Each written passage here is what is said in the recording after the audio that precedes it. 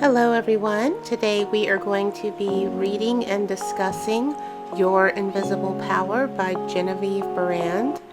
And before I get started in the book, I'm just wanting to go over a little bit who Genevieve was, why she was so pivotal, and kind of her early bringings into the metaphysical community, how she got there. So Genevieve was a student of Thomas Troward, who is also a renowned metaphysical New Thought and mind power teacher that lived during the late 1800s, early 1900s, and he was also a master of the mental sciences. So from about 1912 to 1914, Genevieve really studied Thomas Troward's teachings and studies, and she was just captivated by him. And eventually she ended up winning him over and becoming a close student of his, which Thomas was known to not really have a lot of people around him all the time. So getting in there, being next to him, was a big accomplishment for Genevieve. And she studied under Thomas for many years, and he was just a dynamic personality, and so was she, and together they studied for many years, and Genevieve realized a lot of her mind power and mind science from him. So after she finished studying, she went on to write her own books, and one of these is called Your Invisible Power. So for having a woman, especially during this very early patriarchal time, that was pretty fascinating as well, that she was super bold and went out and did this, and as a teacher became a dynamic speaker, motivated tens of thousands of people.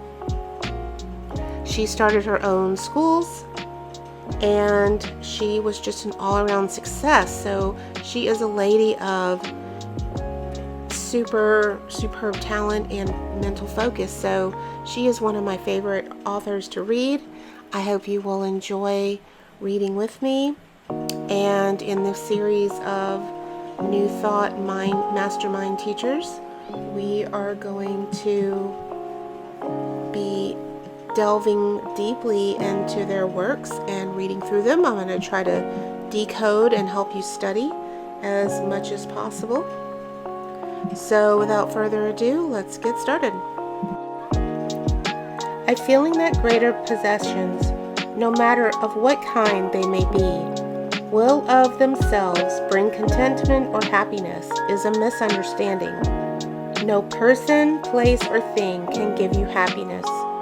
They may give you a cause for happiness and a feeling of contentment, but joy of living comes from within. Genevieve Behrand. This book is called Your Invisible Power, and we'll start with the first, before chapter 1, the foreword. She writes, "These pages have been written for the purpose of furnishing you a key to the attainment of your desires, and to explain that fear should be entirely banished from your consciousness in order for you to attain possession of the things you want." A lot of things that you're going to be reading with a lot of these authors is the banishment of fear, and we are going to get started in that because as humans, we have a fear mechanism that is usually off the charts. So we're going to be talking about that and why that's so important. The presupposes, of course, that your desire for possession is based upon your aspiration for greater happiness. For example, you feel that the possession of more money, lands, or friends will make you happier, and your desire for possession of these things arises from a conviction that their possession will bring you freedom and contentment. And a lot of times you'll see, if anyone is super wealthy, you'll hear all the time that the things are just the things, that they don't bring you happiness in the end. You get them, you get on that high, and then you're just kind of looking at it, okay, now I have this, now what? It's a constant feeling it, and it's really almost a dopamine, which is a natural chemical in our brain that makes us feel good. We just continue to get that. We get the things we want, and we amass a lot of stuff, and then we feel overwhelmed. So really being a master is really about minimalism. Not that you have to be a minimalist, but when it comes to your feelings, if you're all over the emotional roller coaster, you will not manifest your life. These principles are so simple, and yet we all make it so hard. One morning after class, a man came to me and asked if I would speak the word of supply for him, as he was sadly in need of money. He offered me a $5 bill with the remark, "Dear madam, that is half of every dollar I have in the world. I am in debt, my wife and child have not the proper clothing. In fact, I must have money." I explained to him that money was a symbol of differentiated substance, that this substance filled all space, that it was present for him at that very moment and would manifest to him as the money he required. But he questioned, "It may come too late." I told him it could not come too late, as it was eternally present. He understood and got the uplift of my spoken word. I did not see the man again, but 6 months later I had a letter from him stating he was in New Orleans. He said, "I'm well established here in my regular profession of photography. I own my own home, have an automobile of my own, and I'm generally prospering. And dear Miss Behrand, I want to thank you for lifting me out of the depths of that day in New York." 3 days after I talked to you, a man who I'd not seen for years met me on the street. When I explained my situation to him, he loaned me the money to pay my bills and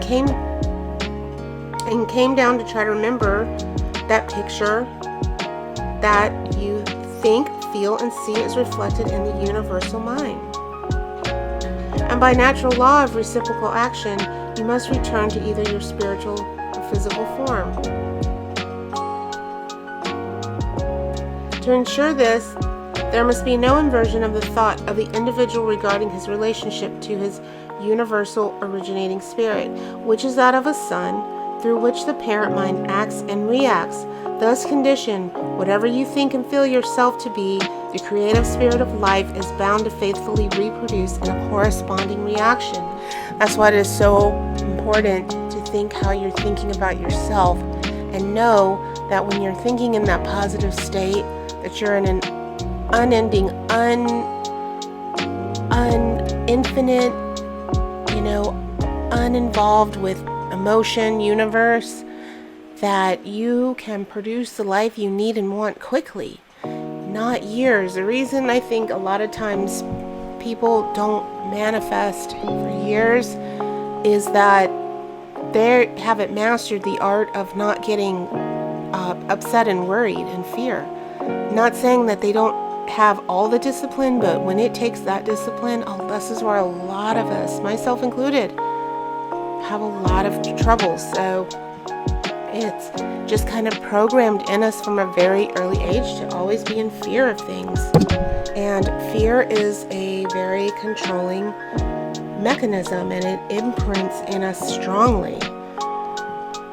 And anybody that understands psychology knows that fear is very strongly, because it cripples almost. Chapter 1, Order of Visualization.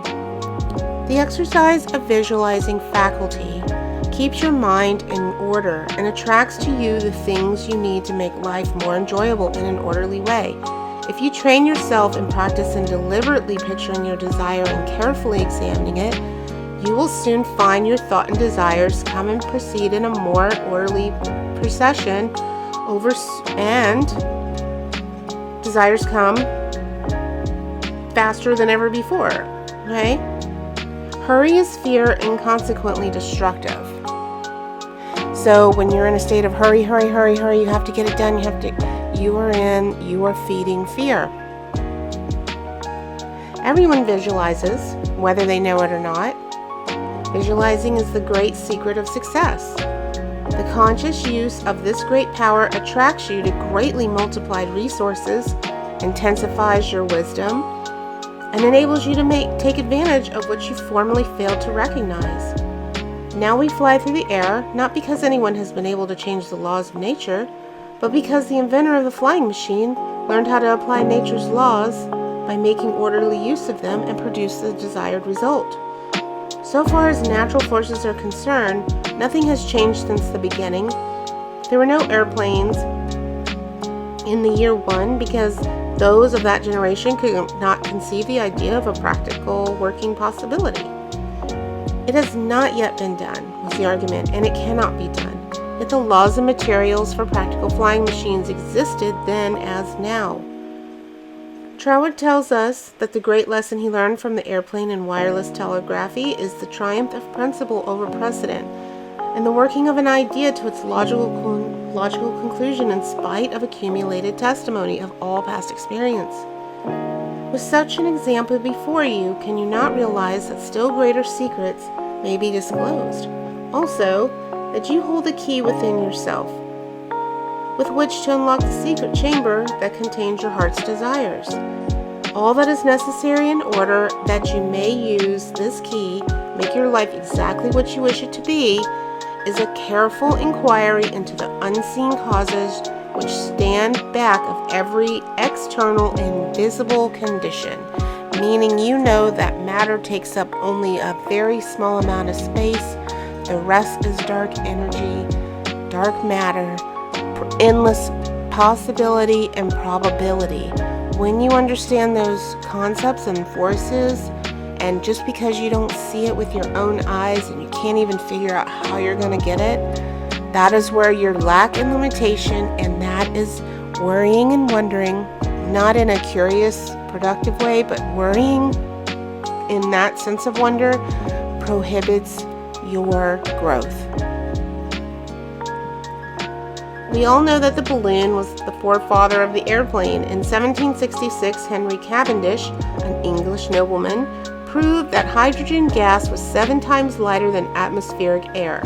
From that discovery, the balloon came into existence, and from the ordinary balloon, the dirigible, a cigar-shaped airship, was evolved. Study of aeronautics and the laws of aerial locomotion of birds and projectiles led to the belief that mechanism could be evolved by which heavier than air machines could be made to travel from place to place and remain in the air by the maintenance of great speed, which would overcome by propulsive force of ordinary law of gravitation.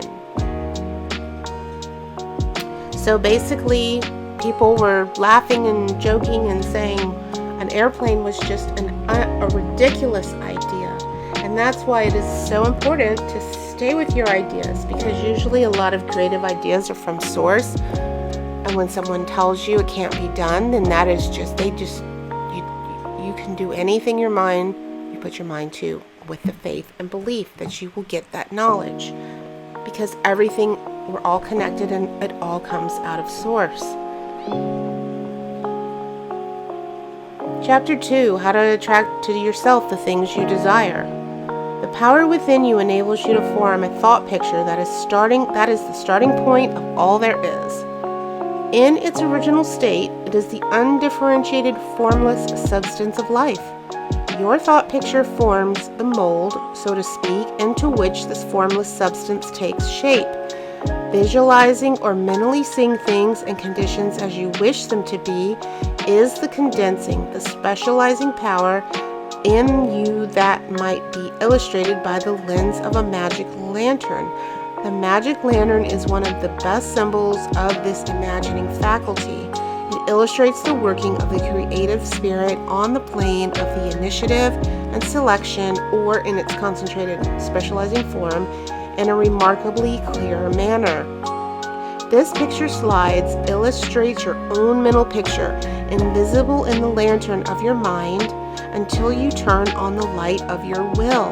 That is to say, you light up your desire with absolute faith that the creative spirit of life in you is doing the work. And this is where you would demand or decree something come in, and not with force, not with anger, and not with fear, but you decree it and you say it's so as you're visualizing.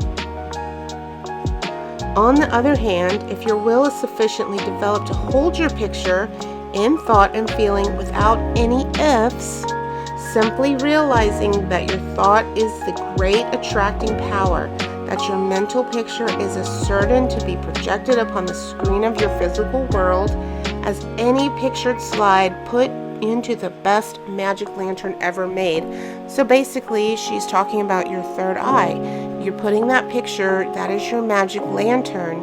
You're focusing on that, and as you're focusing on that, you're realizing that what you are focusing on is coming into your vision and now. The joyous assurance with which you make your picture is the very powerful magnet of faith, and nothing can obliterate it. You are happier than you ever were before because you have learned to know where your source of supply is, and you rely upon its never-failing response to your given direction. When all is said and done, happiness is the one thing which every human being wants, and the study of visualization enables you to get more out of life than you ever enjoyed before. Increasing possibilities keep opening out more and more before you. A businessman once told me that since practicing visualization and forming the habit of devoting a few minutes each day to thinking about his work as he desired to be in a large, broad way, his business had more than doubled in 6 months. His method was to go in a room every morning before breakfast and take a mental inventory of his business as he had left it the evening before, and then enlarge upon it. He said he expanded and expanded in this way until his affairs were in a remarkably successful condition. So what he did, and then this is a really neat process that we can do. I don't think a lot of people out here teach a lot of Behrand skills, but as you revise, and we'll talk about that with Neville Goddard, always talks about revision. You can start revision from the point where it left off. So you are revising how you keep wanting your scene to roll. So you are gradually building it up. It's not that you just imagine one morning there's $1,000 on the kitchen table. It could happen, but when you take it in steps, when you do one part, you fulfill it, okay, on to the next. Visualize this part you want in that same projection, in that same thought. You get it, you pick up where you left off after you get it, and then you keep going with it. So you look at what you want as if it's already there. This is the first part step. What is your first step you're going to? What do you need? You get that, you get it, and then it crystallizes in your reality, and then you're picturing yourself holding it there as you are now, as you already have it. And then you pick up again and start to the next manifestation. That is kind of like a stair-stepper revision technique that works really well as well. So everyone's going to have different techniques. That is one way to do it, but it is very effective and it works as well because you're building. And usually the stepping stone, the building ones, are really work just as fast, even if not faster, because you're going for things to acquire in smaller increments, which means shorter steps, which means the universe can get it and just that much faster to you. But it is all about preference and what makes you feel comfortable when you're visualizing and manifesting. When you first begin to visualize seriously, you may feel, as many others do, that someone else may be forming the same picture you are, and that naturally would not suit your purpose. Do not give yourself any unnecessary concern about this. Simply try to realize that your picture is an orderly exercise of the universal creative power specifically applied, and just, I'm adding this and just for you because this is just for you. You are in the star of your own reality. God, or universal mind, made man for the special purpose of differentiating himself through him. Everything that is came into existence in the same way, by the self-same law of self-differentiating and for the same purpose. First the idea, the mental picture, or the prototype of the thing, which is the thing itself in its incepancy or plastic form. The great architect of the universe contemplated himself as manifesting through his polar opposite, matter, and the idea expanded and projected itself until we could have a world, many worlds, because we're looking at infinite possibilities. So there's so many different worlds of possibility. Whatever we choose, there is no bad, because we can always go to the next thing or change. Reality is bendable. Remember, reality is bendable, and so we go on a path or we're learning things, we can always switch it up. We're never stuck. Always remember that. Many people ask, but why should we have a physical world at all? The answer is because it is the nature of originating substance to solidify under directivity rather than activity, just as if the nature of wax to harden when it becomes cold, or plaster of Paris to become firm and solid when it is exposed to air.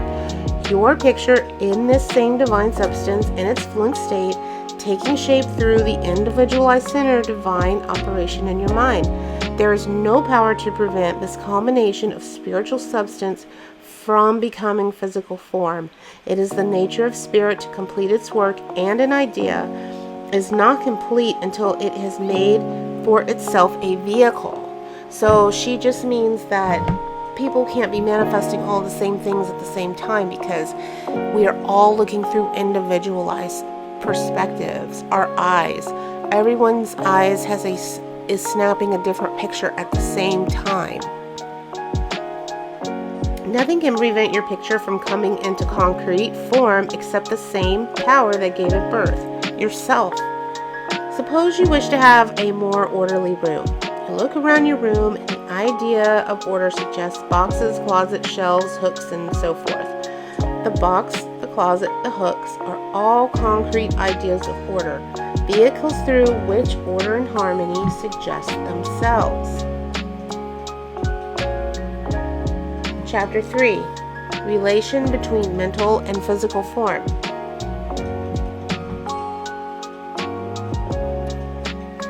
Some persons feel that it is not quite proper to visualize for things. It's too material, they say, but material form is necessary for the self-recognition of spirit from the individual standpoint, and this is the means through which the creative process is carried forward. Therefore, far from matter being an illusion and something that ought not to be, as some metaphysical teachers have taught, matter is the necessary channel for the self-differentiation of spirit, meaning we all express ourselves in different ways. If we all wanted the same thing and had no clothes on, it would not be a collective experience. It would just be all the same, people doing all the same things and wearing nothing and nothing. That is not experiencing. We have different things to give us experience and to give us growth, even if it's to teach us things or whatever it may be, to express ourselves. Remember, this is all about expression and energy, and we all have different life forces for it. Naturally, each individual will do this in his or her own way. My only wish is to point out to you the smoothest way I know, which is the road on which Troward guides me. I feel sure you will conclude, as I have, that the only mystery in connection with visualizing is the mystery of life taking form, governed by unchangeable and easily understood laws. We all possess more power and greater possibilities than we realize, and visualizing is one of the greatest of these powers. It brings other possibilities to our observation. When we pause to think for a moment, we realize that for a cosmos to exist at all, it must be the outcome of a cosmic mind, which binds all individual minds to a certain generic unities of action, therefore producing all things as realities and nothing as illusions. If you will take this thought of Troward's and meditate upon it without prejudice, you will surely realize that concrete material form is an absolute necessity of the creative process. Also, that matter is not an illusion, but a necessary channel through which life differentiates itself. And that's what she means. No, everybody thinks somebody's going to take something from them when all it is matter, and we can produce it anytime, anywhere. That is such the fear and lack, and the fanatical thought that's been around for centuries. And it's like, we are able to produce anything at any time because there is the span of infinite. So why would we think there's only one thing and we've got to have it and no one else? If someone else gets it, we're just not going to be complete. That is our own egoic fears and limited thinking, that we think there's only enough for a little bit of people and that's it, when abundance is infinite. One could talk for hours on purely scientific lines, showing, as Troward says, that raw material for the formation of the solar system is universally distributed throughout all space. Yet investigation shows that while the heavens are studded with millions of suns, there are spaces that show no signs of cosmic activity.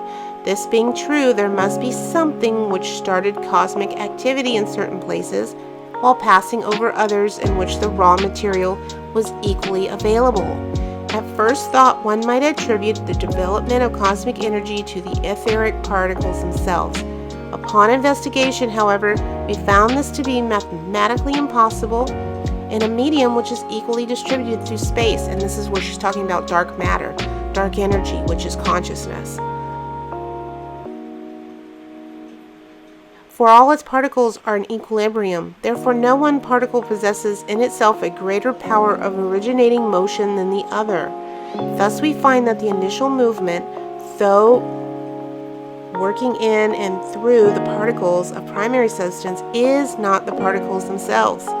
It is something we mean when we speak of spirit. The same power that brought universal substance into existence will bring your individual thought or mental picture into physical form. If consciousness can form an entire planet, you don't think you can have a car? I mean, something that is so in the vast expanse of space is so like a speck of, not even like a speck of dust. And we put so much emphasis on it that is this giant thing, and it's not. And that's what keeps it from us. That's what keeps us from getting so many of our manifestations, because we think things are so big, and how would we even be able to get that? It's nothing. A Honda is a Maserati, is a Porsche, is a Ford, is a Dodge, is a Land Rover, is a I don't know what's a brand, BMW, to the universe. It's all about energy. It doesn't care. It doesn't care that you want a Honda. It knows what the best place for you to go to get the car you need. But as far as saying the universe cares about brands is like saying, only you don't even know why grass is the way it is. I mean, it doesn't have any relevance. It doesn't mean anything. It doesn't make sense. Because everything is infinite, everything is possible, everything is obtainable, everything. It's all about your focus and energy into it. That's it. That's it. Only in working out your mental picture, it has transferred its creative energy from the universal to the scale of the particular, and is working in the same unfailing manner from its specific center, your mind. Your mind is the big workshop, tool shed. That's where that's where the order comes through. Think of your thought as the wish list, your subconscious like the credit card, and your brain as the credit card machine. It all has to work together, or it will not post a sale and get an order started. So it all connects. It all has to happen with your vision and your faith and your focus and your feeling of being one with it, not without it. When you want it, you're without it. When you claim it, when you see it, and you feel it's there, it's yours. And you don't keep going back to the page and refreshing it and wondering when it's going to get here. You've already placed the order. It's coming. Once you know that, you just sit back and wait for it. That's it. And it'll come to you in divine time in a perfect way. Chapter 4.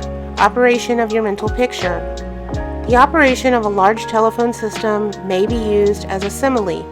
The main or head central subdivides itself into many branch centrals, every branch being in direct connection with its source, and each individual branch, recognizing the source of its existence, reports all things to its central head.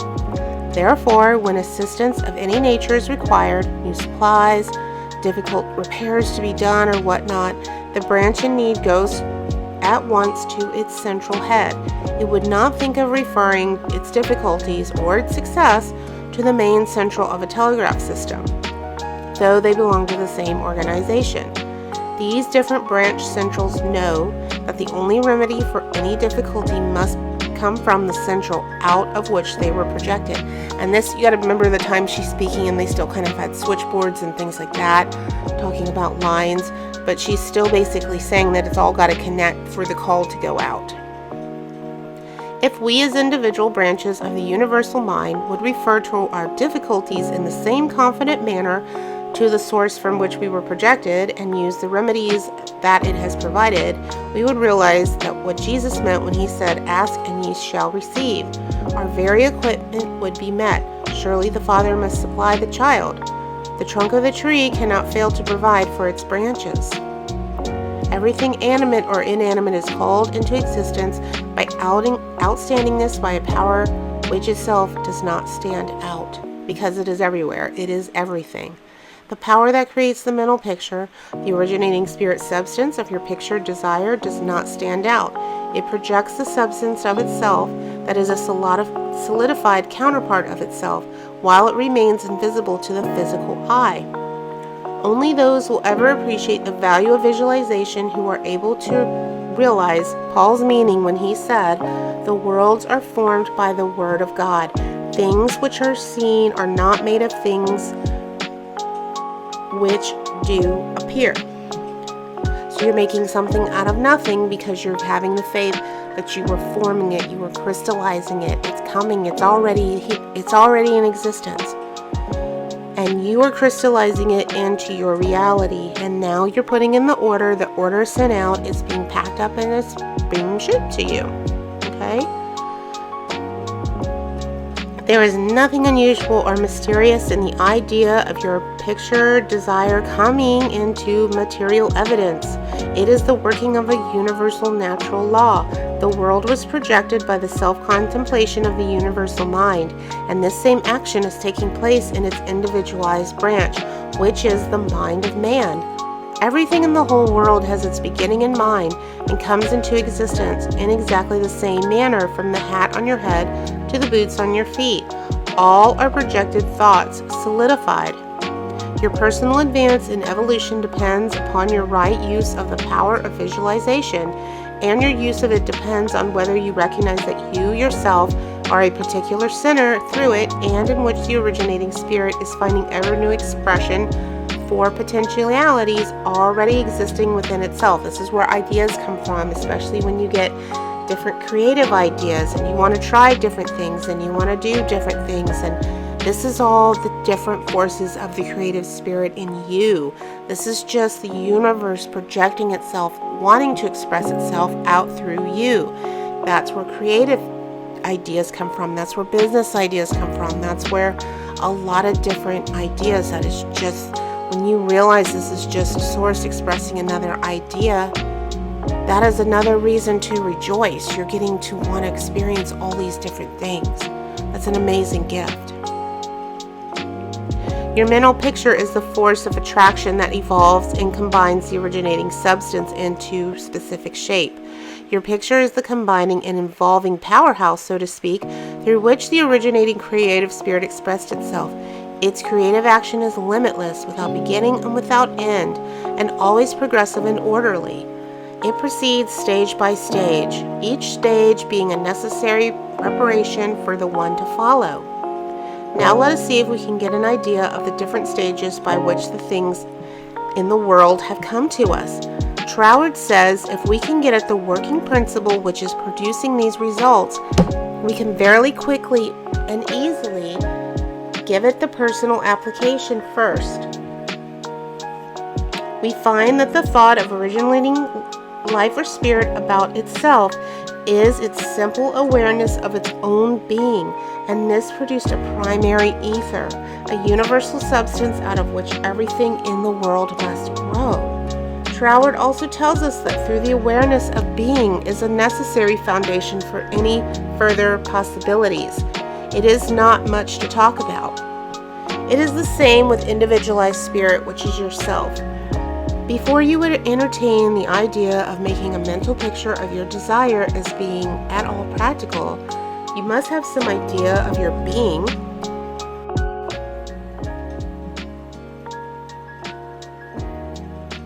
And this produced a primary ether, a universal substance out of which everything in the world must grow. Troward also tells us that through this awareness of being, it is a necessary foundation for any further possibilities. It is not much to talk about.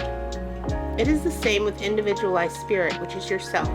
Before you would entertain the idea of making a mental picture of your desire as being at all practical, you must have some idea of your being, of your I am, and just as soon as you are conscious of your I amness, you begin to wish to enjoy the freedom which this consciousness suggests. You do not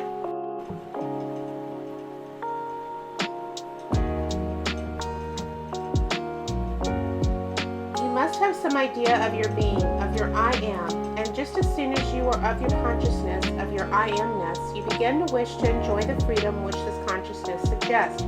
You want to do more and be more, and as you fulfill this desire within yourself, localized spirit begins conscious activities in you. The thing you are most concerned with is the specific action of the creative spirit of life, universal mind specialized. The localized God germ in you is your personality, your individuality, and since the joy of absolute freedom is the inherent nature of this God germ, it is natural that it should endeavor to enjoy itself through its specific center. And as you grow in the comprehension that your being, your individuality, is God particularizing himself, you naturally develop divine tendencies. You want to enjoy life and liberty. You want freedom in your affairs as well as in your consciousness, and it is natural that you should. Always with this progressive wish there was a faint thought picture. As your wish and your recognition grow into an intense desire, this desire becomes a clear mental picture. For example, a young lady studying music wishes she had a piano in order to practice at home. She wants the piano so much she can mentally see it in one of the rooms. She holds the picture of the piano and indulges in the mental reflection of pleasure and advantage it will be to have the piano in the corner of the living room. One day, she finds it there, just as she had pictured it. As you grow in understanding as to who you are, where you came from, and what the purpose of your being is, how you are to fulfill the purpose for which you are intended, you will more and more afford a center through which the creative spirit of life can enjoy itself, and you will realize that there can be but one creative process filling all space, which is the same in its potentiality, whether universal or individual. Furthermore, all that there is, whether on the plane of the visible or the invisible, had its origin in the localized action of thought, or a mental picture, and this includes yourself, because you are universal spirit localized, and the same creative action is taking place through you. Now you are no doubt asking yourself, why is there so much sickness and misery in the world? If the same power intelligence which brought the world into existence is in operation of the mind of man, why does it not manifest itself as strength, joy, health, and plenty? If one can have one's desires fulfilled by simply making a mental picture of that desire, holding on to it with the will, and doing without anxiety on the outward plane whatever seems necessary to bring the desire into fulfillment, then there seems no reason for the existence of sickness and poverty. Surely no one desires either. The first reason is that Few persons will take the trouble to inquire into the working principle of the laws of life. If they did, they would soon convince themselves that there is no necessity for the sickness and poverty that we see about us. They would realize that visualizing is a principle and not a fallacy. There are a few who have found it worthwhile to study the simple, though absolutely unfailing law that will deliver them from bondage. However, the race as a whole is not willing to give the time required for this study, and that's what this is. It is a matter of you dedicating this. You have to manifest and keep conscious as if your life depends on it. It literally does. Imagine all the things that you have brought to yourself, whether you want to admit it or not. We've brought things on ourselves, right? So once we find out how we can change that, should be no reason, but it is a disciplined act, and a lot of human nature lacks the discipline it takes to change your life. And that's why so many people that have made it intensely in a successful way, people are just astounded by it, because we are so powerful, but yet we are taught that it's almost cute to be lazy in our society, and it is bringing on a sickness within our own kind of people. We are all capable of making this world an amazing place and have an amazing life for ourselves, but we don't want to just sit there and do the work, and it's not even like it's that hard, but it is discipline. Once you decree yourself, though, to have that discipline, even though you feel like it's an area that you want to work on, even you can decree that. It's not just about mental and material, it is about all your states, how you want to feel, how you want to look. This isn't just about manifesting cars and houses and spouses. Absolutely. Does this go in the same category? Absolutely, yes. If you want those things and those things bring about happiness and change for the betterment of your life, absolutely. But it goes beyond that. You can decree yourself to even eat certain things, not watch certain things anymore. You have to want it, know that you have it, know that you can do it, and then go with the flow. That's it.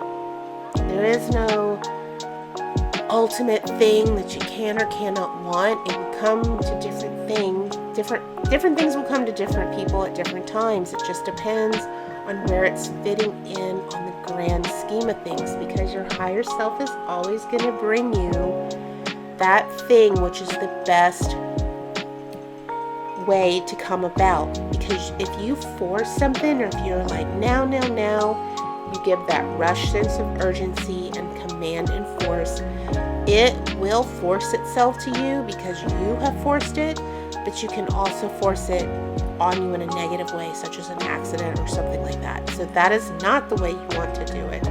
You want to have a clear, steady conviction that it already is, and then a clear, great feeling of having it. If you were sitting in the car of your dreams, you wouldn't be worried and stressed out, right? You are going to be content and happy. It is the same way with visualizing. You're visualizing that feeling of you already having it as if it already is. And a lot of people, when they visualize, especially if it comes to things of the heart, such as relationships, it's even more, because the intense feeling of loneliness or sadness or feelings like that can be powerful and crippling. So it's really important that we get out of those emotions and get into the feeling state of already having it.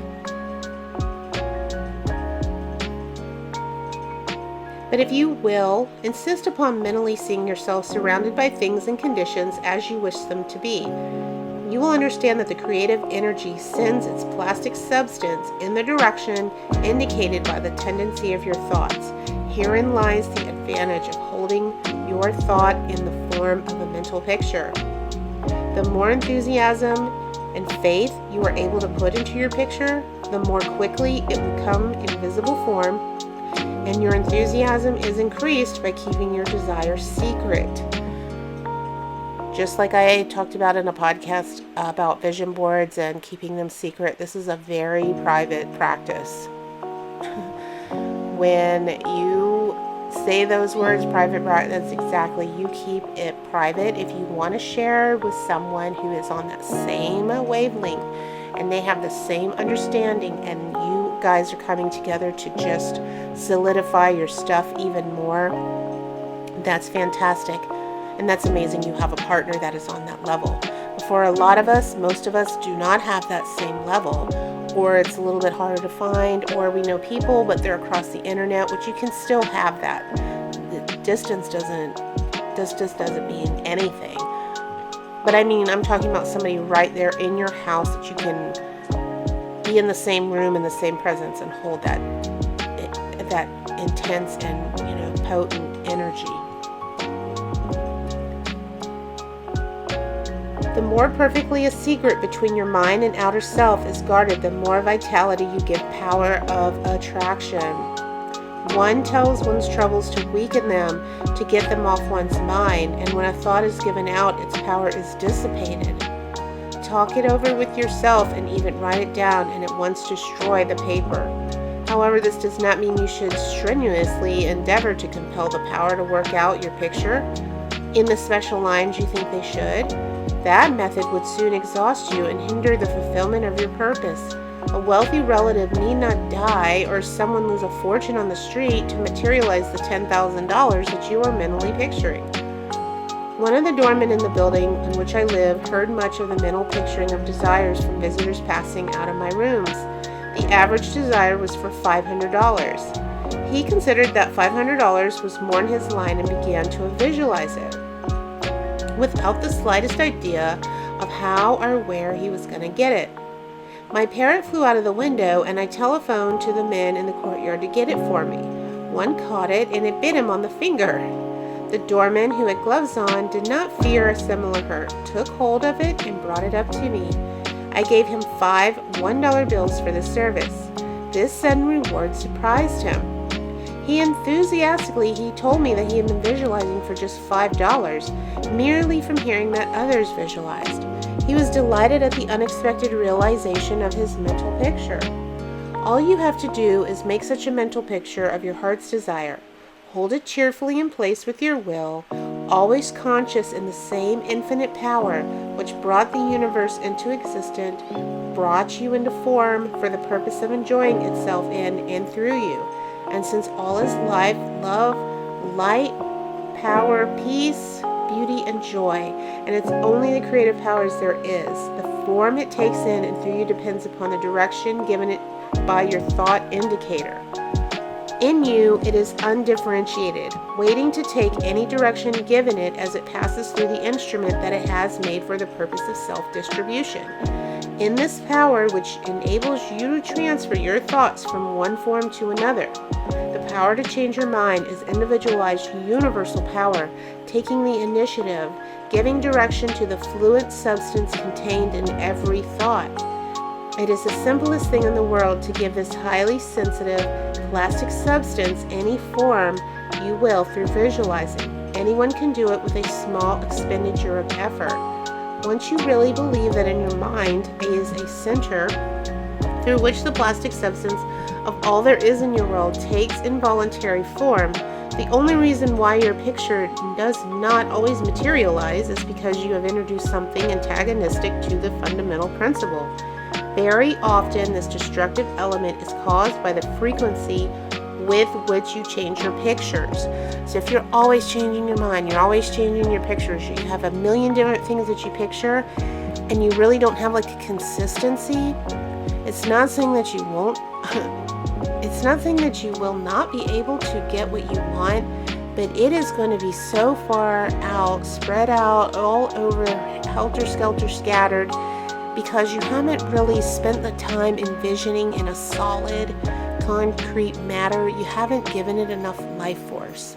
So it's important, that's why it's important to do things in steps and just do things in bite-sized pieces. Do what you need, do the stuff, start out for the things, is what I suggest. You start out for the things you need immediately, right? Then you manifest those.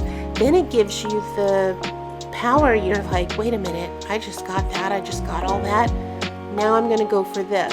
You build it up in steps. I mean, can you have a mansion and a Lamborghini? Yes. Are you going to manifest that and it comes to the next day? No. You are probably so far off from a mansion and a Lamborghini to where you are now. It is going to take so much different ways than if you just, step up your car. Get a car that's a little bit better if you want a car. This is just an example. Get a car that's a little better than what you have now. If you're trying to go from a Ford Fiesta to a Lamborghini, that is a bigger jump than saying you have a 2017 and you want a 2020 and you want it to have more upgrades. Do you see what I mean? It's a little bit more, and make it like a nicer model, like say a Mercedes or something. You know what I mean? Go, or just even a higher end luxury brand of the brand that you have, like Toyota, or Hyundai, you could manifest an Acura or a Genesis. You're going a little bit higher, but you're not going way out into the thing where you're going to be more disappointed if you don't get it as fast as you want the other cars. So that's why taking things in steps is a really good idea. And I always say start with the things that you need immediately. If you are in need immediately of money and immediate housing, so don't just say, okay, get me into a mansion quick. Be reasonable. Do it in a step where it's better than where you're at. Hold that picture. You could be in a bedroom right now and maybe you want to manifest your own apartment. Step by step is going to get you there faster, quicker, because it's going to look like it's a more reasonable step. And then when you get to that step and it wasn't a huge jump, you're not having to shift your entire mindset. Most people can picture themselves going from renting a room to have an apartment on their own versus renting a room to constantly living mentally in a mansion. You know what I mean? So I'm trying to say, get a more practical, more sensible way. If that's the way you want to do it, you're going to reach what you want faster, quicker than taking too many bigger jumps that you will get there, but you have to be patient. So building up in steps is really a good idea. So we're going to go to chapter 5, expressions from beginners. Hundreds of persons have realized that visualizing is an Aladdin's lamp to him with a mighty will. General Folks says that his feelings were so outraged during the Franco-Prussian War in 1870 that he visualized himself leading a French army against Germans to victory. He said he made his picture, smoked his pipe, and waited. This is one result of visualizing we are all familiar with. A famous actress wrote a long article in one of the leading Sunday papers last winter, describing how she rid herself of excess body fat and weight by seeing her figure constantly as she wished it to be. This is another great one if you're going through weight loss and you see yourself dramatically losing weight. Now that is a good one if you want to take a dramatic jump because, it depends on how much weight you want to lose and things like that. It is good to see yourself as the end result with this. If that's what you choose, if you want to take that in steps, you can do that too. There are no rules per se as far as what makes you comfortable to do it. The main thing is just as long as you adhere to the law of what it is, of the law of the universe and manifesting, you're fine. Other than that, there are no rules about we have to have this before that. If you want a certain body type, weight, look at the people that inspire you physically. Take note, hold that image in your head, and then see yourself looking back at yourself in the mirror with that body type picture that you want. Because if you continually look at pictures of other people, you're just giving power to the picture of the other person. Picture yourself looking like them, looking at yourself, seeing it done. If that makes sense. I break it down a little bit easier to understand. All right. A very interesting letter came to me from a doctor's wife while I was lecturing in New York. She began with hope that I would never discontinue my lectures on visualization, making humanity realize the wonderful fact that they possess the method of liberation within themselves. Relating her own experience, she said that she had been born on the east side of New York in the poorest quarter. From earliest girlhood, she had a cherished dream of marrying a physician someday. The dream gradually formed a stationary mental picture. The first position she attained was in the capacity of a nursemaid in a physician's family. Leaving this place, she entered the family of another doctor. The wife of her employer died, and in time the doctor married her, the result of her long-pictured yearning. After that, both she and her husband conceived the idea of owning a fruit farm in the South. They formed a mental picture of the idea and put their faith in the eventual fulfillment. The letters she sent me came from their fruit farm in the South. It was while at the farm that the doctor's wife wrote me. Her second mental picture had seen the light of materialization. Many letters of a similar nature come to me every day. The following is a case that was printed in New York Herald last May.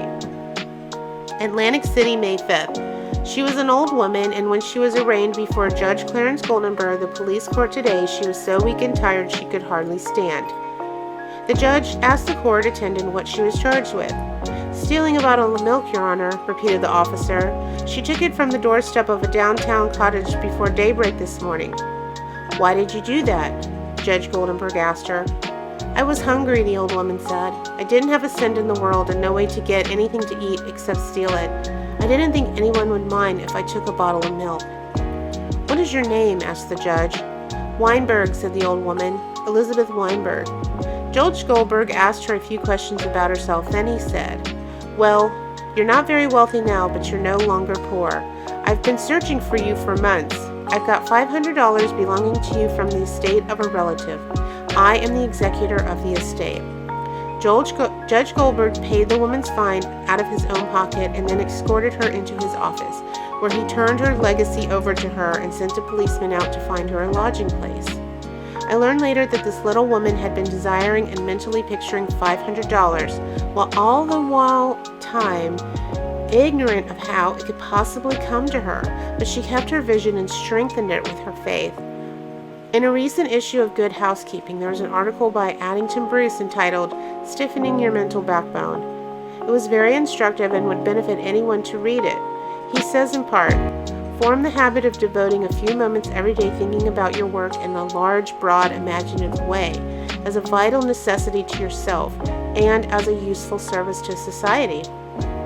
Huntington, the great railway magnate, before he started building his road from coast to coast, said that he took hundreds of trips all along the line before there was a rail laid. It is said that he would sit for hours with a map of the United States before him and mentally travel from coast to coast, just as we do now over his fulfilled mental picture.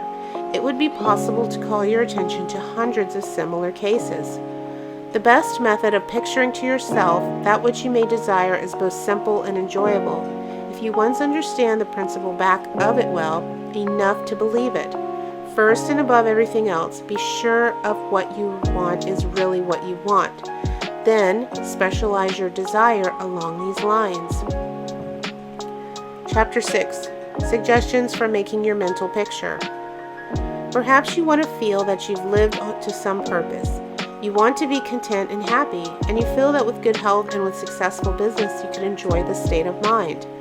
After you have decided once and for all that this is what you want, you proceed to picture yourself healthy and your business just as a great success as you can naturally conceive growing it into. The best time for making your definite picture is just before breakfast and just before going to bed, retiring at night. As it is necessary to give yourself plenty of time, it may be necessary to rise earlier than is your usual habit. Go into a room where you will not be disturbed. Meditate for a few moments upon the practical working of the law of visualizing and ask yourself, how did the things about me first come into existence? How may I find it helpful to get more quickly in touch with the invisible supply? Someone felt that comfort would be better expressed and experienced by sitting on a chair than the floor. The very beginning of the meditation, the chair, was the desire to be at ease. With this came the picture sword of a chair. The same principle applies to the hat and clothes that you wear. Go carefully into the thought of the principle back of the thing. Establish it as a personal experience. make it a fact to your consciousness. If you are thorough in this, you will find yourself in the deep consciousness beneath the surface of your own thought power. Then open a window, take about 10 deep breaths, and during that time, draw a large imaginary circle around you. As you inhale, keeping yourself in the center of the circle of light, see great rays of light coming from the circle and entering your body at all points, centralizing itself at your solar plexus. And your solar plexus is your chakra. It's located in the chest area. And if you Google solar plexus chakra, you will know exactly where to send that image of light on your chest.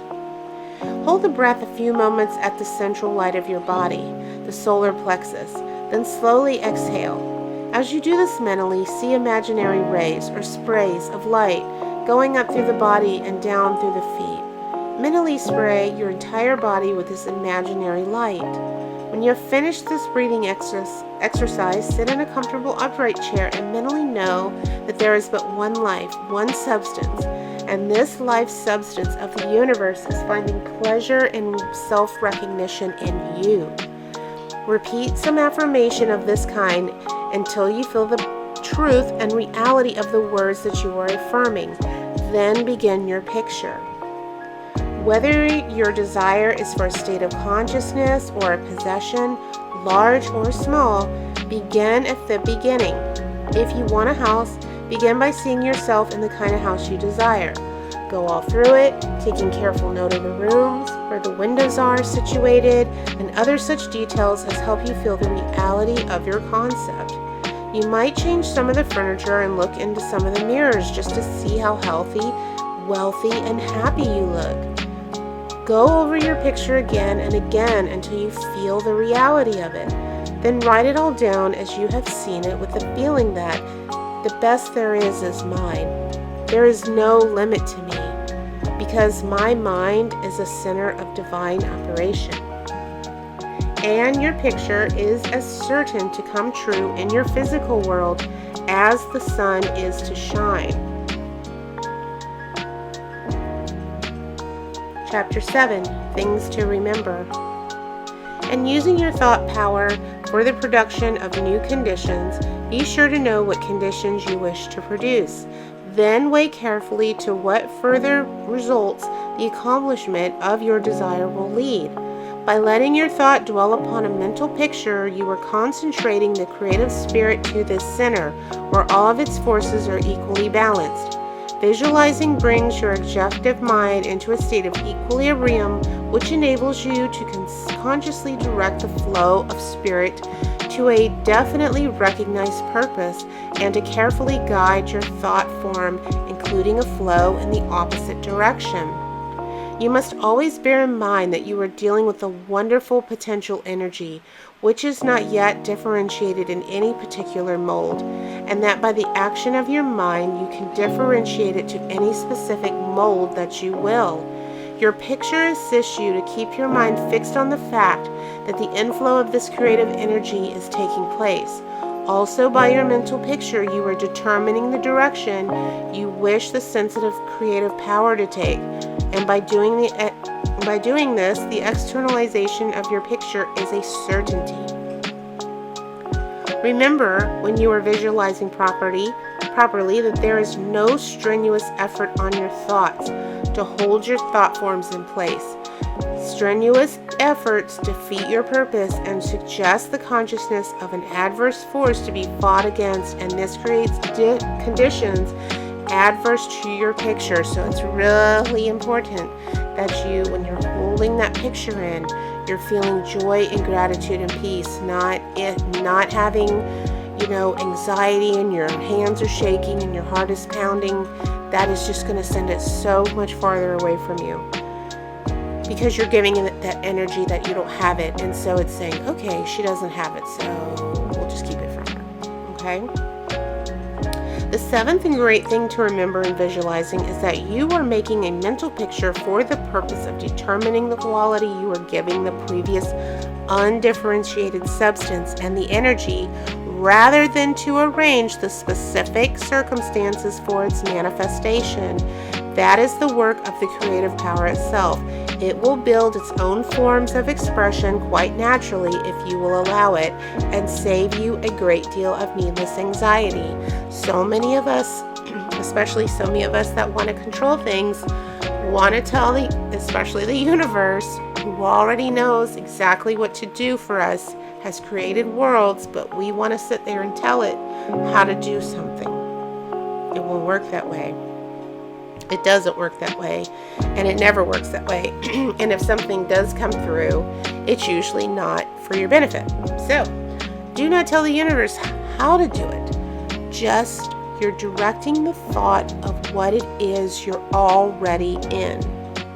It knows the course to get you there. It is your best friend, literally. Okay? It knows the best way. Don't tell it how to do it. Don't say, I want to do this and winning the lottery is it. It will not. And it might bring you actually into a worse course of action, okay? Which could be something small, like spending needless $10 on tickets that you don't have to do because you're not going to get it that way. Or something even worse, like an outcome you don't wish to have happen to bring you that money. So never tell the universe. Never picture how it's coming. Never, never. I mean, if you want to win the lottery, great. If you have a certain number, great. But don't say, well, it's going to be on the pick 5 at 5 o'clock. That's not how that works. Okay. What you really want is expansion in a certain direction, whether of health, wealth, or whatnot. And so long as you get it, as you surely will if you confidently hold to your picture, what does it matter whether it reaches you by some channel which you thought you had you couldn't count upon, or through some other course of existence you have no idea? You are concentrating energy of a particular kind for a particular purpose.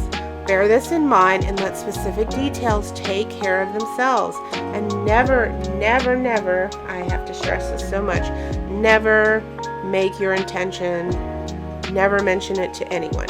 Never.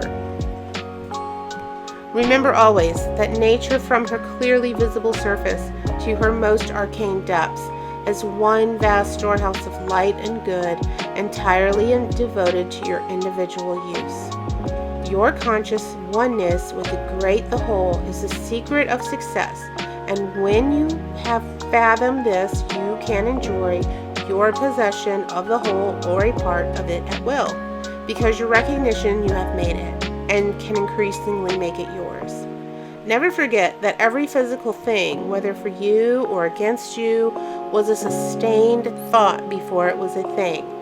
Thought as thought is neither good nor bad. It is creative action and always takes a physical form. People think that someone's punishing them, that they're doing some, that they have a whole life, against them. It is nothing more. The universe it is neutral. It is not, it is just a giver. It is like a vending machine. You put in the money, you push the buttons, and you tell the vending machine what you want. The vending machine isn't going to make decisions and think you need a health food bar when you're getting chips. The vending machine doesn't care what you get.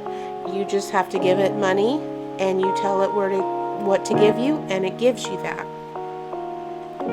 Therefore, the thoughts you dwell upon become the things you possess or do not possess. If you are in a constant state of lack, worry, needing things all the time, you are going to stay in a state of lack, worry, needing things all the time, not having enough. You will continue to stay like that. And it's no one punishing you. It is your thoughts. You have to change that immediately, if nothing else.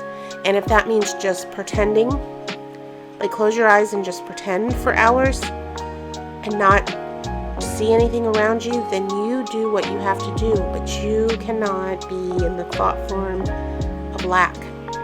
You just won't get anything. And that is speaking from experience. Okay, chapter 8. Why I took up the study of mental science. I have frequently been questioned about my reasons for taking up the study of mental science.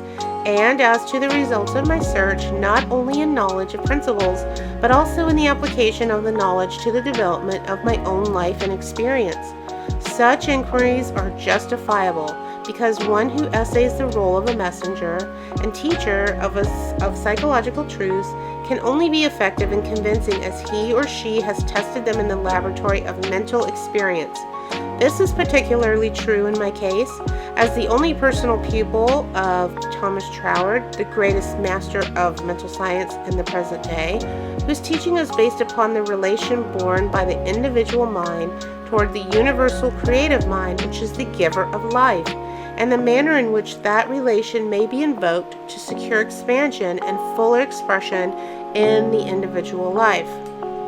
The initial impulse towards the study of mental science was an overwhelming sense of loneliness.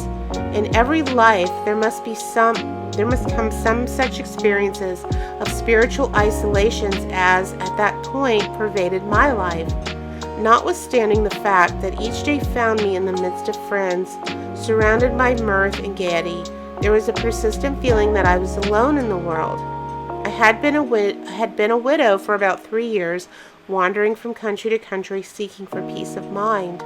The circumstances and surrounding of my life were such that my friends looked upon me as an unusually fortunate young woman. Although they recognized that I had sustained a great loss when my husband died, they knew that he had left me well provided for, free to go anywhere at pleasure, and having many friends. Yet, if my friends could have penetrated my inmost emotions, they would have found a deep sense of emptiness and isolation. This feeling inspired a spirit of unrest that drove me on in fruitless search upon the outside, for which I had later learned can only be obtained from within. I studied Christian Science, but it gave me no solace, though fully realizing the great work the scientists were doing, and even having the pleasure and privilege of meeting Mrs. Eddy personally. But it was impossible for me to accept the fundamental teachings of Christian Science and make a practical application of it. When about to abandon the search for contentment and resign myself to resume a life of apparent amusement, a friend invited me to visit the great seer and teacher Abdu'l-Baha. After my interview with this most wonderful of men, my search for contentment began to take change. He had told me that I would travel the world over seeking the truth, and when I found it, I would speak of it. The fulfillment of statement of the great seer then seemed to be impossible, but it had carried a measure of encouragement, and at least it indicated my former seeking had been in the wrong direction. I began in a feeble and groping way to find contentment within myself, for he had not intimidated that I should find the truth. That was the big thing, and about the only thing I remember of our interview. A few days later, upon visiting the office of a New Thought practitioner, my attention was attracted to a book on his table entitled The Edinburgh Lectures on Mental Science by Thomas Troward. It interested me to see that Troward was a retired divisional judge from the Punjab, India. I purchased the book thinking I would read it through that evening. Many have endeavored to do the same thing, only to find, as I did, that book must be studied in order to be understood, and hundreds have decided, just as I, to give it their undivided attention. After finding this treasure book, I went to the country for a few days, and while there studied the volume as thoroughly as I could. It seemed extremely difficult, and I decided to purchase another book of Troward's in the hope that its study might not require so much of an effort. Upon inquiry, I was told that a subsequent volume, the Doré Lectures, was much simpler and better of the two books. When I procured it, I found that it also must be studied. It took me weeks and months to even get a vague conception of the meaning of the first chapter of Doré, which is entitled Entering into the Spirit of It. I mean by this that it took me months to enter into the spirit of what I was reading. But in the meantime, a paragraph from page 26 arrested my attention as seeming the greatest thing I had ever read. I memorized it and endeavored with all my soul to enter into the spirit of Troward's words. The paragraph reads, "My mind is a center of divine operation. The divine operation is always for expansion and fuller expression, and this means the production of something beyond which has gone before, something entirely new, not included in the past experience though, proceeding out of it by an orderly sequence of growth. Therefore, since the divine cannot change its inherent nature, it must operate in the same manner with me, consequently in my own special world of which I am the center. It will move forward to produce new conditions, always in advance of any that had gone before. It took an effort on my part to memorize this paragraph, but in the endeavor towards this end, the words seemed to carry with them a certain stimulus. Each repetition of the paragraph made it easier for me to enter into the spirit of it, and this is why it is so important to continually put your affirmations on a loop. The more you say it, the more it feels like it's starting to morph with you, like it's starting to become part of you. Okay? My one desire was for peace of mind. I found it comforting to believe that the divine operation in me could expand to a fuller expression and produce more and more contentment. In fact, a peace of mind and a degree of contentment rather greater than I'd ever known. The paragraph further inspired me with deep interest to feel that the life spark in me could bring in my life something entirely new. I do not wish to obliterate my past experience, but that's exactly what Troward said I would not do. The divine operation would not exclude my past experience, but proceeding out of them would bring some new thing that I would transcend anything that I'd ever experienced before. Meditation on these statements brought with it a certain joyous feeling. What a wonderful thing it would be if I could accept and sincerely believe, beyond all doubt, that this one statement of Troward's was true. Surely the divine could not change its inherent nature, and since divine life is operating in me, I must be divinely inhabited, and the divine in me must operate just as it operates on the universal plane. This meant that my whole world of circumstances, friends, and conditions would ultimately become a world of contentment and enjoyment, of which I am the center. This is being star of your own show, not being the star in someone else's. You are navigating your own life. If you don't, you will be on autopilot, and then you are in a role in someone else's movie.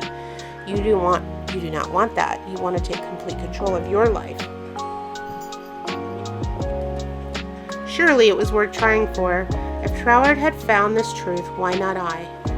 The idea held me to my task.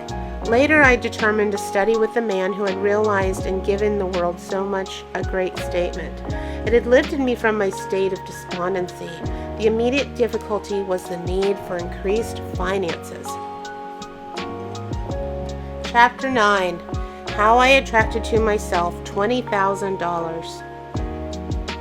In the laboratory of experience in which my newly revealed relation to divine operation was to be tested, the first problem was a financial one. My income was a stipulated one, quite enough for my everyday needs, but it did not seem sufficient to enable me to go comfortably to England, where Troward lived, and remain for an indefinite period to study with so great a teacher as he must be. So before inquiring whether Troward took pupils, or whether I would be eligible in the case he did, I began to use the paragraph I had memorized. Daily, in fact, almost hourly, the words were in my mind.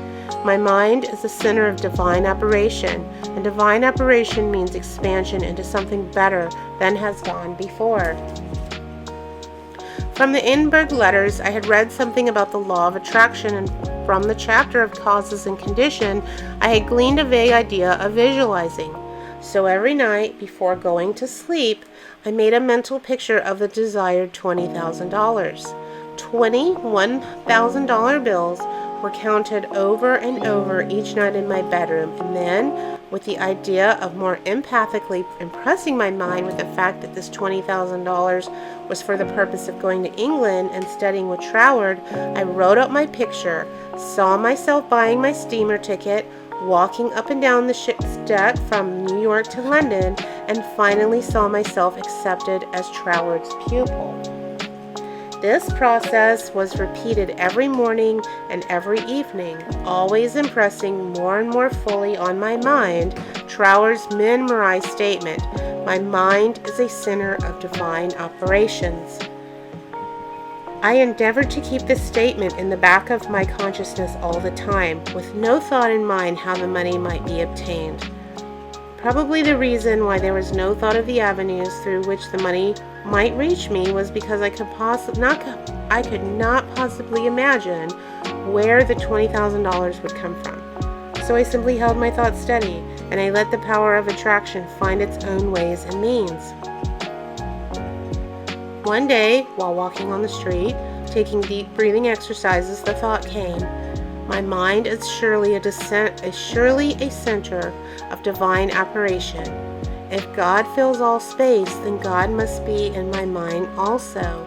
If I want this money to study with, Troward, that I may know the truth of life, then both the money and the truth must be mine, though I am able to feel or see the physical manifestations of either.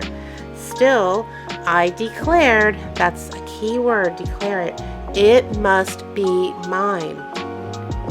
While these reflections were going on in my mind, they seemed to come up from within me in the thought, I am all the substance there is.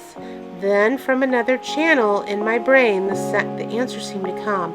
Of course, that's it. Everything must have its beginning in mind. The I in idea must be the only one in primary substance there is. And this means money as well as everything else. My mind accepted this idea, and immediately all the tension of my mind and body was relaxed. There was a feeling of absolute certainty of being in touch with all the power life has to give. All thought of money, teacher, or even my own personality vanished in the great wave of joy which swept over my entire being. I walked on with this feeling of joy steadily increasing and expanding until everything around me seemed to be aglow with resplendent light. Every person I passed was illuminated, as what was I. All consciousness of personality had disappeared, and in its place there came the great and almost overwhelming sense of joy and contentment. That night, when I made my picture of the $20,000, it was with an entirely changed aspect. On previous occasion, when making my mental picture, I had felt that I was waking up something within myself. This time, there was no sensation of effort. I simply counted over the $20,000. Then, in a most unexpected manner, from a source of which I had no consciousness at the time, there seemed to be an open possible avenue for which the money might reach me. At first it took great effort not to be excited. It all seemed so wonderful, so glorious to be in touch with supply, but had not Troward cautioned his readers to keep all excitement out of their minds in the first flush of realization of union with infinite supply, and to treat this fact as a perfectly natural result that had been reached through our demand. And we are going to talk about that. This is actually has to do with reality transurfing and pendulums. Even though she's not using and Troward's not using that verbiage, it's exactly what it is, and we don't want to get caught up on emotional pendulums that when it swings the other way, it's going to bring us back to a polarizing feeling, because with every super strong feeling of one end, you have an equal and opposite reaction coming the other way. So I will talk about that more in Reality Transurfing. It's a book by Vadim Seeland. He is the one that coined the term and knows a great in-depth. He is one of the pioneers. He is the pioneer of that movement, and we will talk about that more. But this is what I will be talking about when I talk about pendulums. We will definitely get into that. But right now I'm going to keep moving on. This was even more difficult for me than it was told to hold the thought that all the substance there is, I am. I am the beginning of all form, visible or invisible.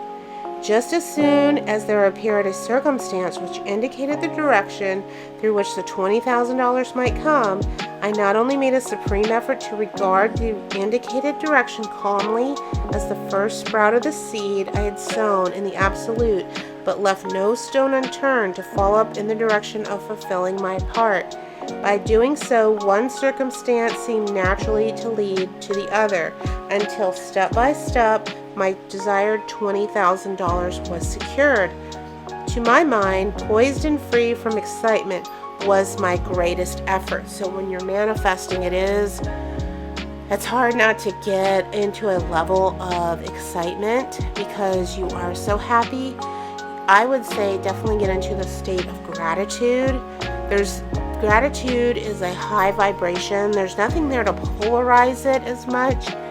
And it's right there with the feeling of love, and nothing is going to bring that down because it is the highest of the feelings. And there's nothing to be on top of that to bring it down to make it, polarized. So feeling gratitude and feeling in the being of just being at one with it is a lot more powerful than feeling excited and grateful. Than feeling excited and overly ecstatic about, feeling grateful and content is a lot more powerful. You won't be on the swing of a pendulum, and your manifestation will get to you faster. This first concrete fruition of my study of mental science was expounded by Troward's book that had come out by carefully following the methods that he had outlined. In this connection, therefore, I can offer the good results. We must properly understand our relation to the great impressional power we are using. It is intelligent, and we are intelligent, and the two intelligence must cooperate. We must not fly in the face of the law, expecting us to do for us what it can only do through us. And we must therefore use our intelligence with a knowledge that is acting as the instrument of greater intelligence. And because we have this knowledge, we may and should cease from all anxiety as to the final thought.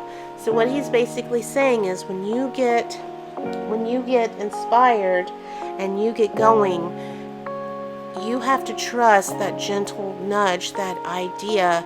That is how the universe talks to you.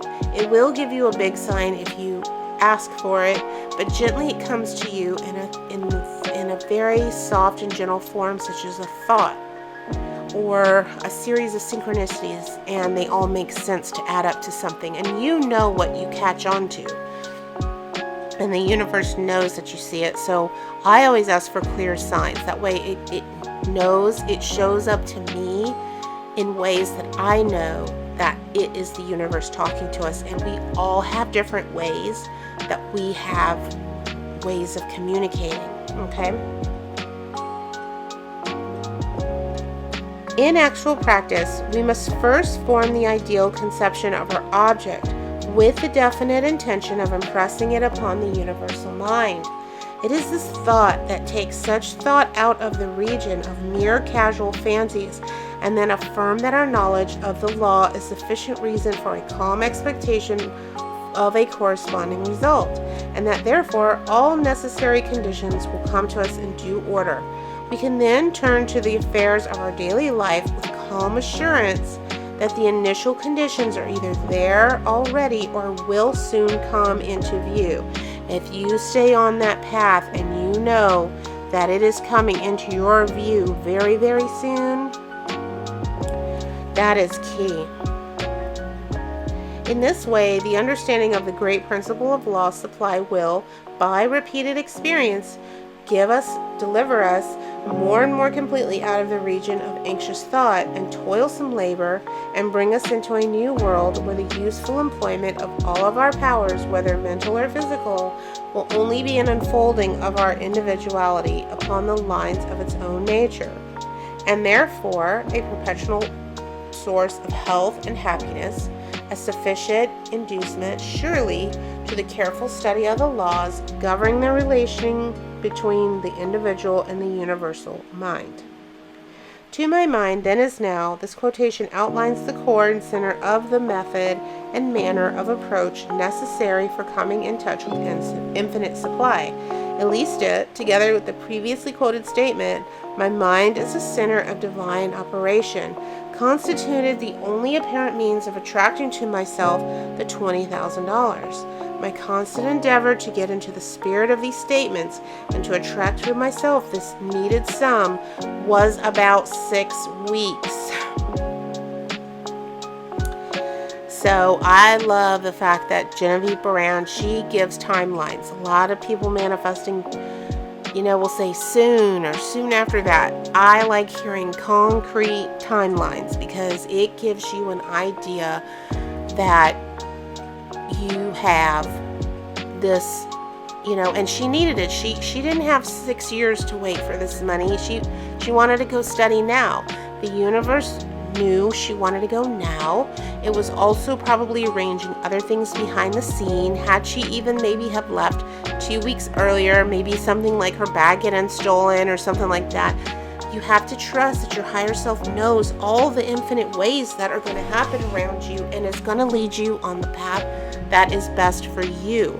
So that's why it's so important not to be impatient, because you're being protected. Patience equals protection. When you rush and force and stuff it in there and make it work, make it happen, and it's not ready, you are going to come down so many hills when you could have just easily rode down a very steep path and walked. You're now on bumpy ground going downhill 100 miles an hour, out of control. Patience is perfection. To my mind, then as now, this quotation outlines the core and center of the method and manner of approach necessary for coming in touch with the infinite supply. My mind is a center of divine operation, constituted the only apparent means of attracting myself the $20,000. My constant endeavor to get into the spirit of these statements and to attract myself this needed sum was about 6 weeks, at the end of which time I had in my bank the required $20,000. This could be made into a long story giving all the details, but the facts, as already narrated, will give you a definite idea of the magnetic connection of my mind while the $20,000 was finding its way to me. You putting out that vibration and that thought form, it sees you, it sees that form, and it turns around. And now it's coming back. It notices you. Think of it as almost as a conscious thing, because it is all energy and connected. Think about the amount of money you desire right now, and think about it as wanting you. Just as much as you want it to be with you, it wants to be with you too. Then you're now marrying the forces that are keeping that thing out there and you over here. It is meshing you together at a quick rate. Chapter 10. How I became the only personal pupil of the greatest mental scientist of the present day. As soon as the idea of studying with Troward came to me, I asked a friend to write to him for me, feeling that perhaps my friend could put my desire in better or more persuasive terms than I could employ. To all the letters written by this friend, I received not one reply. This was so discouraging that I would have completely abandoned the idea of becoming Troward's pupil, except for the experience I had one day on the street when my whole world was illuminated, and remembering the promise, all things whatsoever thou wilt, believeth thou hast received, and thou shalt receive. With the experience in my mind, my passage to England was arranged, notwithstanding the fact that apparently my letters were ignored. We wrote again, however, and finally received a reply, very courteous, though very positive. Troward did not take pupils. He had no time to devote to a pupil.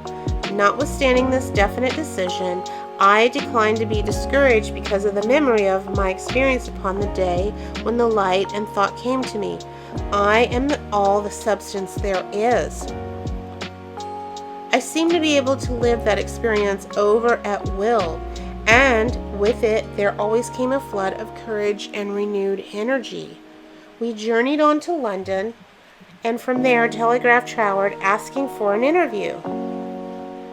The telegram was promptly answered by Troward setting a date when he could see us. At this time, Troward was living in Rouen Manor, a little out-of-the-way place in the southern part of England, about 20 miles from a railway station. We could not find it on the map, and with great difficulty, Cook's touring agency in London located the place for us. There was very little speculation in my mind as to what Troward would say to me in this interview. There was always remained the feeling that the truth was mine, also that it would grow and expand into my consciousness until peace and contentment were outward, as well as inward, manifestations of my individual life. We arrived at Troward's house in a terrific rainstorm and were cordially received by Troward himself, whom I found, much to my surprise, to be more the type of a Frenchman than an Englishman. I afterward learned that he was a descendant of the Huguenot race. A man of medium stature, with rather a large head, big nose, and eyes that fairly danced with merriment. After we had been introduced to the other members of the family and given a hot cup of tea, we were invited into the living room where Troward talked very freely of everything except my proposal studies. It seemed quite impossible to bring him to that subject. Just before we were leaving, however, I asked quite boldly, "Will you not reconsider your decision to take a personal pupil? I wish so much to study with you." To which he replied with a very indifferent manner that he did not feel he could give the time it would require for personal instruction, but that he would be glad to give me the names of 2 or 3 books which he felt not only would be interesting to me but instructive to me. He said he felt much flattered, and I am pleased that I had come all the way from America to study with him, and as we walked out through the fast lane from his house to our automobile, his manner became less indifferent. A feeling of sympathy seemed to touch his heart, and he turned to me with the remark, "You might write to me, if so inclined, after you get to Paris, and perhaps, if I have time in the autumn, we could arrange something, though it does not seem possible now." I lost no time in following up to his very kind invitation to write. My letters were all promptly and courteously answered, but there was never a word of encouragement as to my proposed studies. Finally, about 2 months later, there came a letter with the question in it, "What do you suppose is the meaning of this verse in the 21st chapter of Revelation? And the city lieth foursquare, and the length is large as the breadth. And he measured the city with the reed, 12,000 furlongs. The length and the breadth and the height of it are equal." Instinctively, I knew that my chance to study with Troward hung on my giving the correct answer to that question. The definition of the verse seemed utterly beyond my reach. Naturally, answers came to my mind, but I knew intuitively that none was correct. I began bombarding my scholarly friends and acquaintances with the same question. Lawyers, doctors, priests, nuns, clergymen all over the world received letters from me with this question in them. Later answers began to return to me, but intuition told me that none of these were correct. All the while I was endeavoring to find the answer for myself, but none seemed to come. I memorized the verse in order I might meditate on it. I began a search of Paris for the books Troward had recommended to me, and after 2 or 3 days' search, we crossed the river Seine to the Ile-de-Cite to go into some of the old bookstores there. They were out of print, and these were the best places to find them in. Finally, we came upon a little shop that had the books there. These were the last copies, the man said. Consequently, the price was high. While remonstrating with the clerk, my eye rested upon the work of an astrologer, which I laughingly picked up and asked, "Do you think Professor would read my horoscope?" The clerk looked aghast at the suggestion and responded, "Why no, madame, this is one of France's greatest astrologers. He does not read horoscopes." In spite of this answer, there was a persistent impulse within me to go to this man. The friend who had accompanied me in my search for the books remonstrated with me and tried in every way to dissuade me from going to the famous astrologer, but I insisted and she went with me. When we came to his office, I found it somewhat embarrassing to ask him to read my horoscope. Nevertheless, there was nothing to do but put the question. Reluctantly, the professor invited us into his paper-strewn study, and reluctantly and also impatiently he asked us to be seated. Very courteously and coldly, he told me he did not read horoscopes. His whole manner said, more clearly than words could, that he wished we would take our departure. My friend stood up. I was at a great loss what to do next because I felt that I was not quite ready to go. Intuition seemed to tell me there was something for me to gain there. Just what it was, I was unable to define, so I paused a moment, much to my friend's displeasure, when one of the professor's enormous Persian cats jumped in my lap. "Get down, Jack," the professor shouted. "What does it mean?" he seemed to ask himself.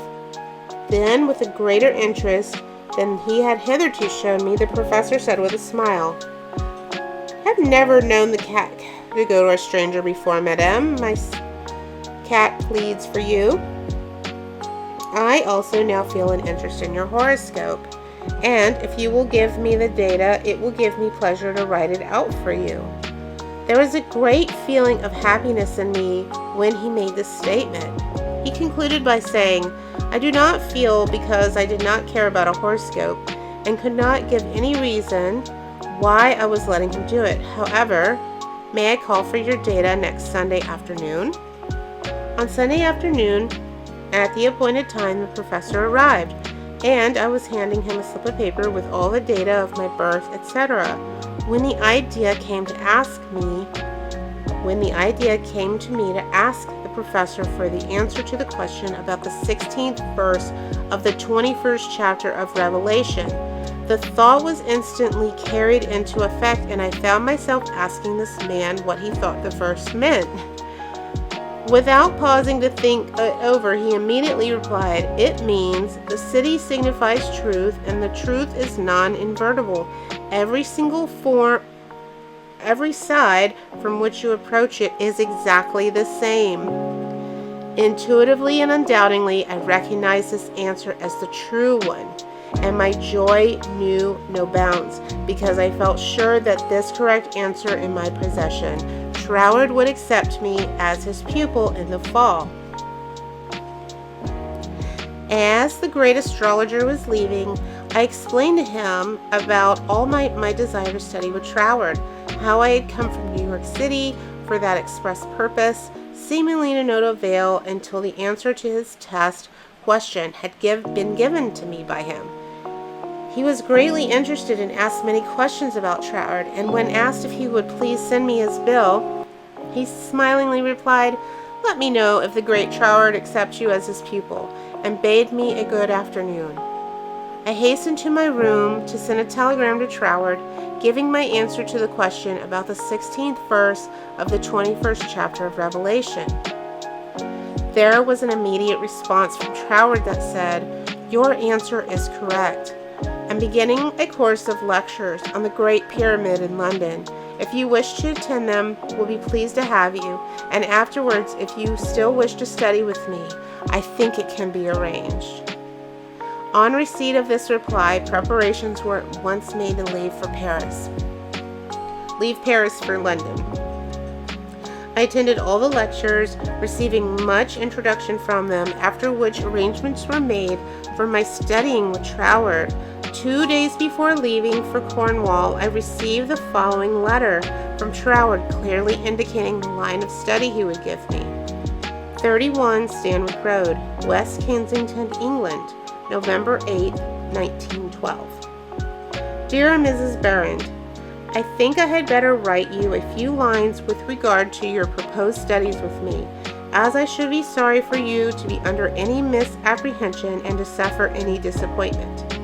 I have studied the subject now for several years and have great general acquaintance with the leading features of most of the system which unfortunately occupy attention in the many circles at the present time, such as Theosophy, the Tarot, the Kabbalah, and the like, and I have no hesitation in saying that, to the best of my judgment, all sorts and description of so-called occult study are in direct opposition to the real life-giving truth, and therefore you must not expect any teaching on such lines as these. We hear a great deal these days about intuition, but believe me, the more you try to become a so-called initiate, the further you will put yourself from living life. I speak after many years of careful study and consideration when I say that the Bible and its revelation of Christ is really the one thing we're studying, and that is a subject large enough in all conscience, embracing as it does our outward life and of everyday concerns, and also the inner springs of our life, and all that we can in general terms conceive of life in the unseen after putting off the body at death. You have expressed a very great degree of confidence in my teaching, and if your confidence is such that you wish, as you say, to put yourself entirely under my guidance, I can only accept it as a very serious responsibility, and should have to ask you to exhibit that confidence by refusing to look into such so-called mysteries as I would forbid you to look into. I am speaking from experience, but the result will be that much of my teaching will appear to be very simple, perhaps to some extent dogmatic, and you will say you have heard much of it before. Faith in God, prayer and worship, approach to the Father through Christ, all this is in a certain sense familiar to you, and all I can hope to do is perhaps to throw a little more light on these subjects, that they may become to you not merely traditional words, but present living facts. I have been thus explicit as I do not want you to have any disappointment, and also I should say that our so-called course of study will be only friendly conversations at such times as we can fit in them, either you coming to our house or I to yours, as may be most convenient at the time. Also, I will lend you some books that will be helpful, but they are very few and in no sense occult. Now, if all this fails with your ideas, we shall, I am sure, be very glad to see you at Rouen Manor, and you will find that the residents there, though few, are very friendly and the neighborhood very pretty. But, on the other hand, if you feel that you want some other source of learning, do not mind saying so, only you will never find any substitute for Christ. I trust you will not mind my writings like this, but I do not want you to come all the way down to Cornwall and then be disappointed. With kindest regards, yours sincerely, signed, T. Troward. This copy of Troward's letter, to my mind, is the greatest thing I can give you. Chapter 11. How to bring the power in your word into action. In your every word, there is the power germ that expands and projects itself in the direction your word indicates, and ultimately develops into physical expression. For example, you wish to establish joy in your consciousness. Just repeat the word joy secretly, persistently, and emphatically. The joy germ begins to expand and project itself until your whole being is filled with joy. This is not a mere fancy, but a truth. Once you experience this power, you will daily prove that these facts have not been fabricated to fit a theory, but the theory has been built up by careful observation of facts. Everyone knows that joy comes within. Another may give you a cause for joy, but no one can be joyous for you. Joy is a state of consciousness, and consciousness is purely, Troward says, mental. Mental faculties always work under something which stimulates them, and this stimulus may come either from without, through external senses, or from within, by the consciousness of something not perceptible on the physical plane.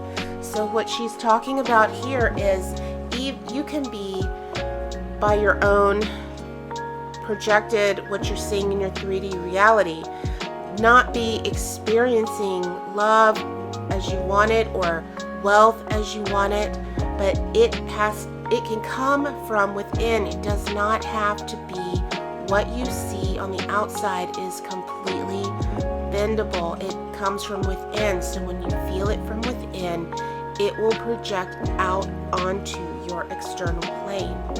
So this is why it is so important to realize this power, because you have the power. Even if you're not experiencing it on the outside, you can change it.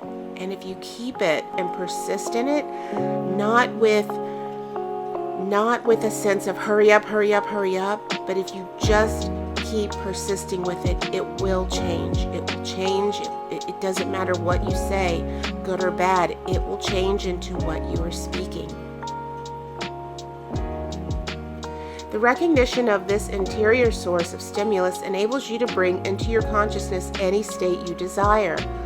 Once a thing seems normal to you, it is as surely yours. Through the law of growth and attraction, as it is yours to no addition after you have the conscious use of figures. So if you look around and you think how much you despise where you're living, you wish you had more, it's junky, it's dirty, it's small, whatever you're projecting, that is what you're going to keep receiving. You're going to keep seeing it. If you look around and say, this is my wealth, I'm so wealthy, this is just my second place, I have my huge house, this is just where I store things. I love having enough money to go back and forth between places. I love to live, I love living XYZ. You call into your reality what you want. Just because you are sitting where you're sitting doesn't mean you have to stay there. You can bend it, and it will take a little bit of time. Some things happen overnight, big things take a little longer, but it doesn't have to take as long as you think it would if you remain in the feeling of the sense of it already being in your life. This method of repeating the word makes the word in all of its limitless meaning yours, because words are the embodiment of thoughts, and thought is creative, neither good nor bad, it's just simply creative. The universe doesn't have any feelings about it whatsoever.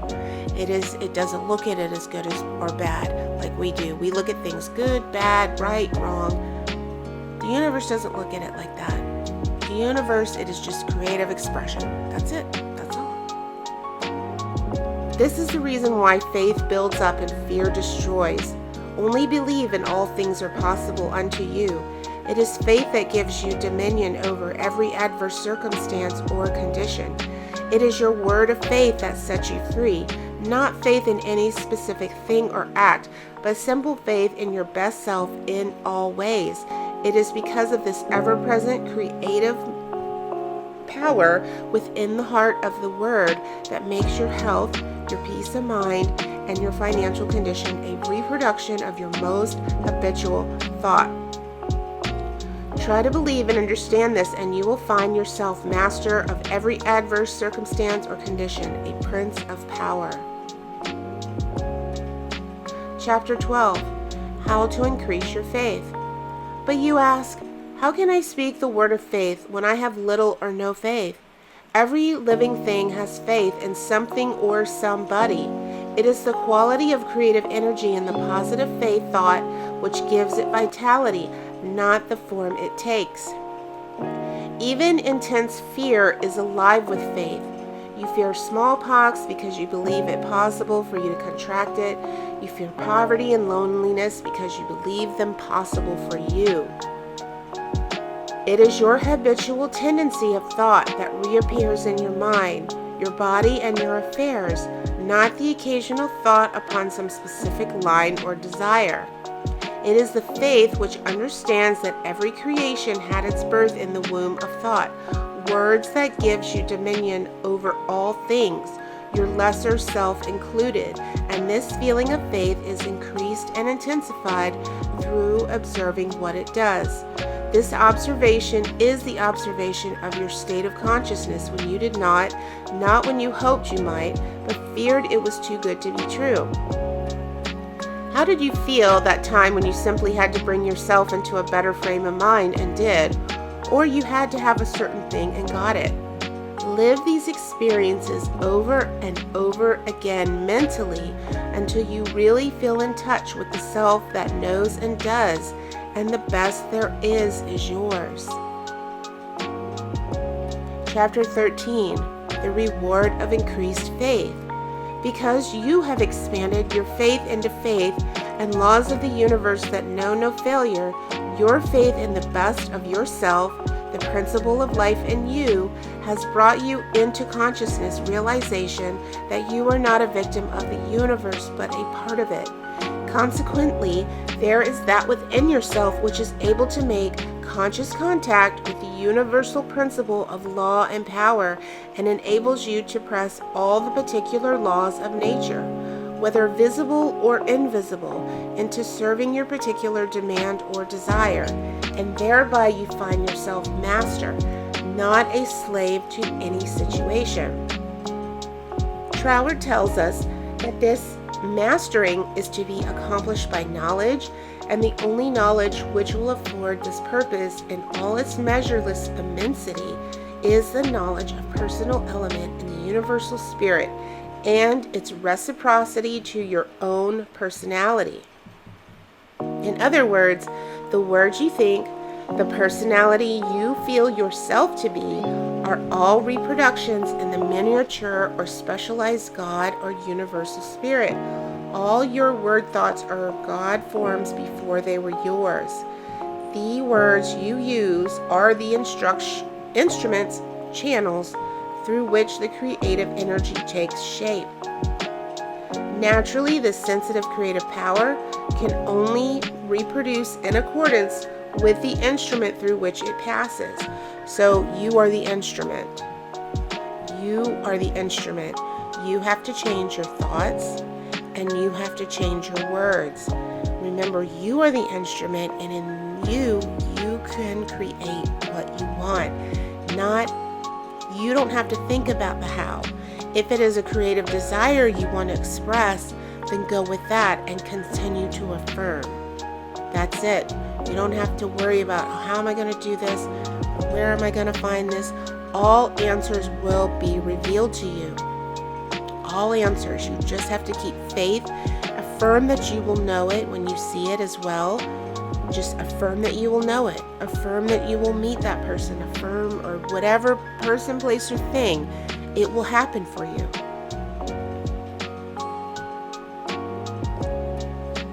All disappointments and failures are the result of endeavoring to think one thing and produce another. This is just as impossible as it would be for an electric fan to be used for lighting purposes or for water to flow through a crooked pipe in a straight line. The water must take shape of the pipe which it flows. Even more truly, this sensitive, invisible, fluent substance must reproduce outwardly the shape of the thought word through which it passes. This is the law of its nature. Therefore, it logically follows. As a man thinketh, so is he.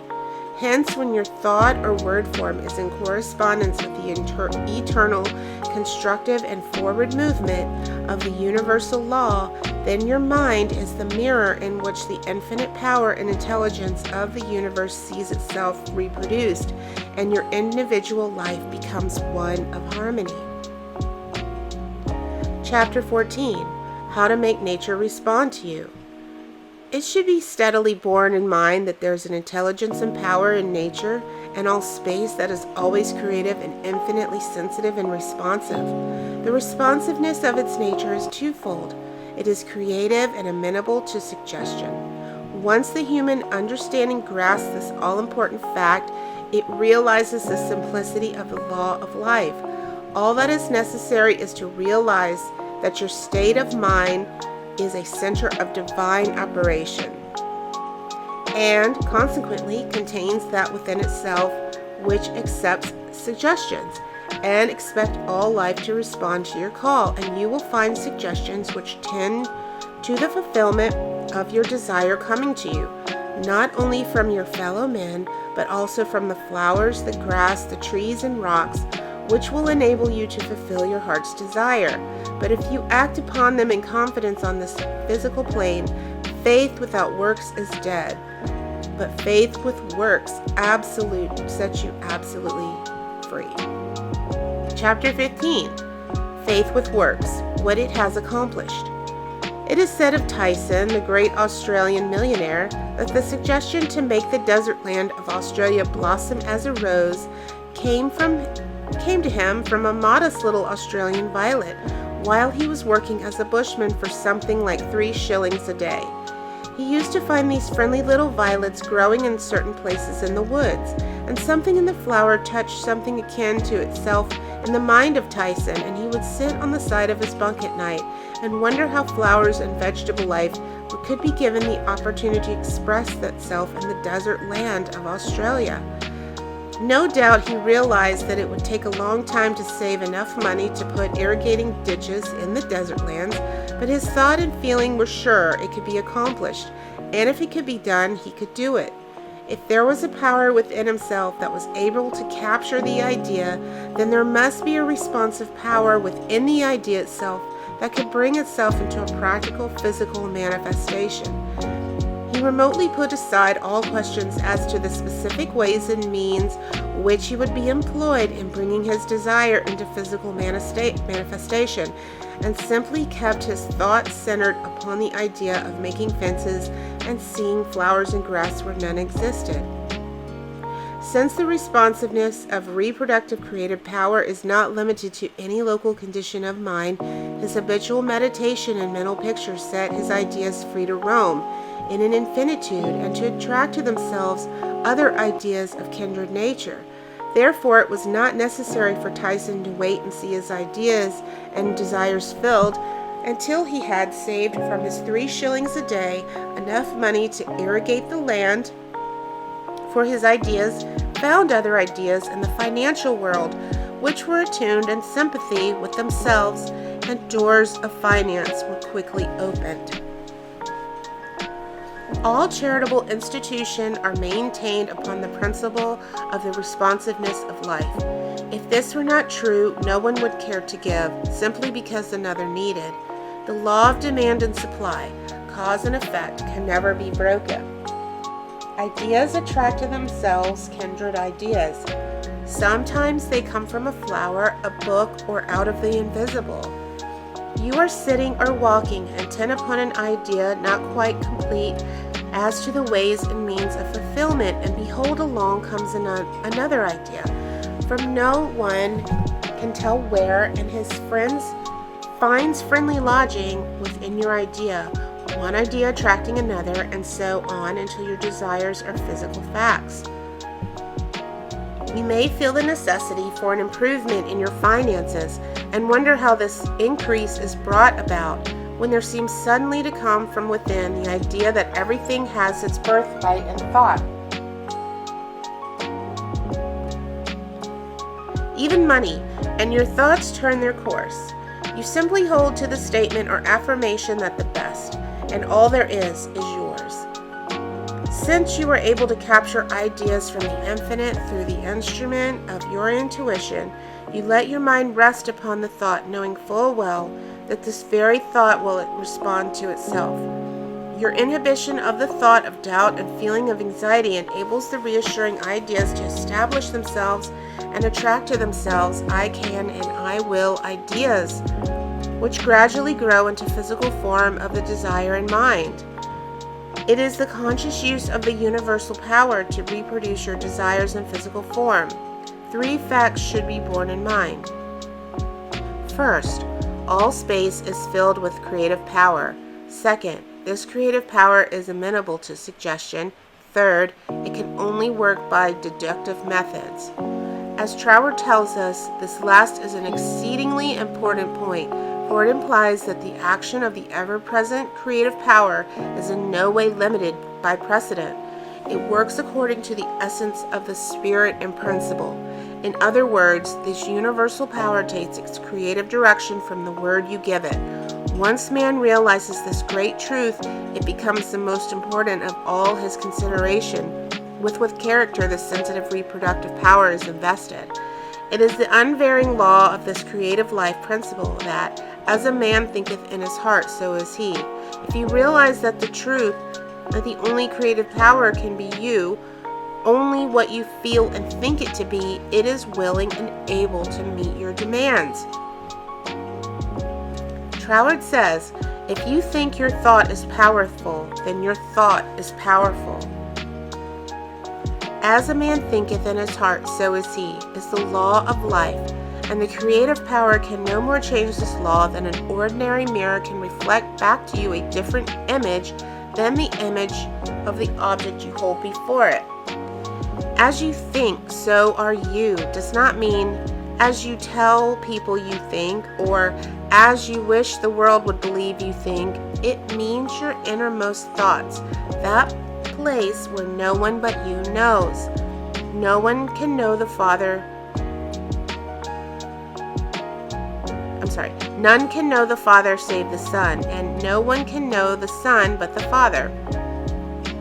Only the reproductive creative spirit of life knows what you think until your thoughts become physical facts and manifest themselves in your body, your brain, or your affairs. Then everyone with whom you come into contact may know, because the Father, the intelligent creative energy, which heareth in secret, hears your most secret thoughts, rewards you openly, reproduces your thoughts in physical form. As you think, you know, that is what you become. Should be kept in the background of your mind constantly. This is watching and praying without ceasing, and when you are not feeling quite up to par, to physically pray. Chapter 16. Suggestions as how to pray or ask, believing you have already received. Scientific thinking, positive thought. Suggestions for practical application. Try, through careful, positive, enthusiastic, though not strenuous, thought to realize that the indescribable, invisible substance of life fills all space, that its nature is intelligent, plastic, subjective substance. 5 o'clock in the morning is the best time to go in this sort of meditation.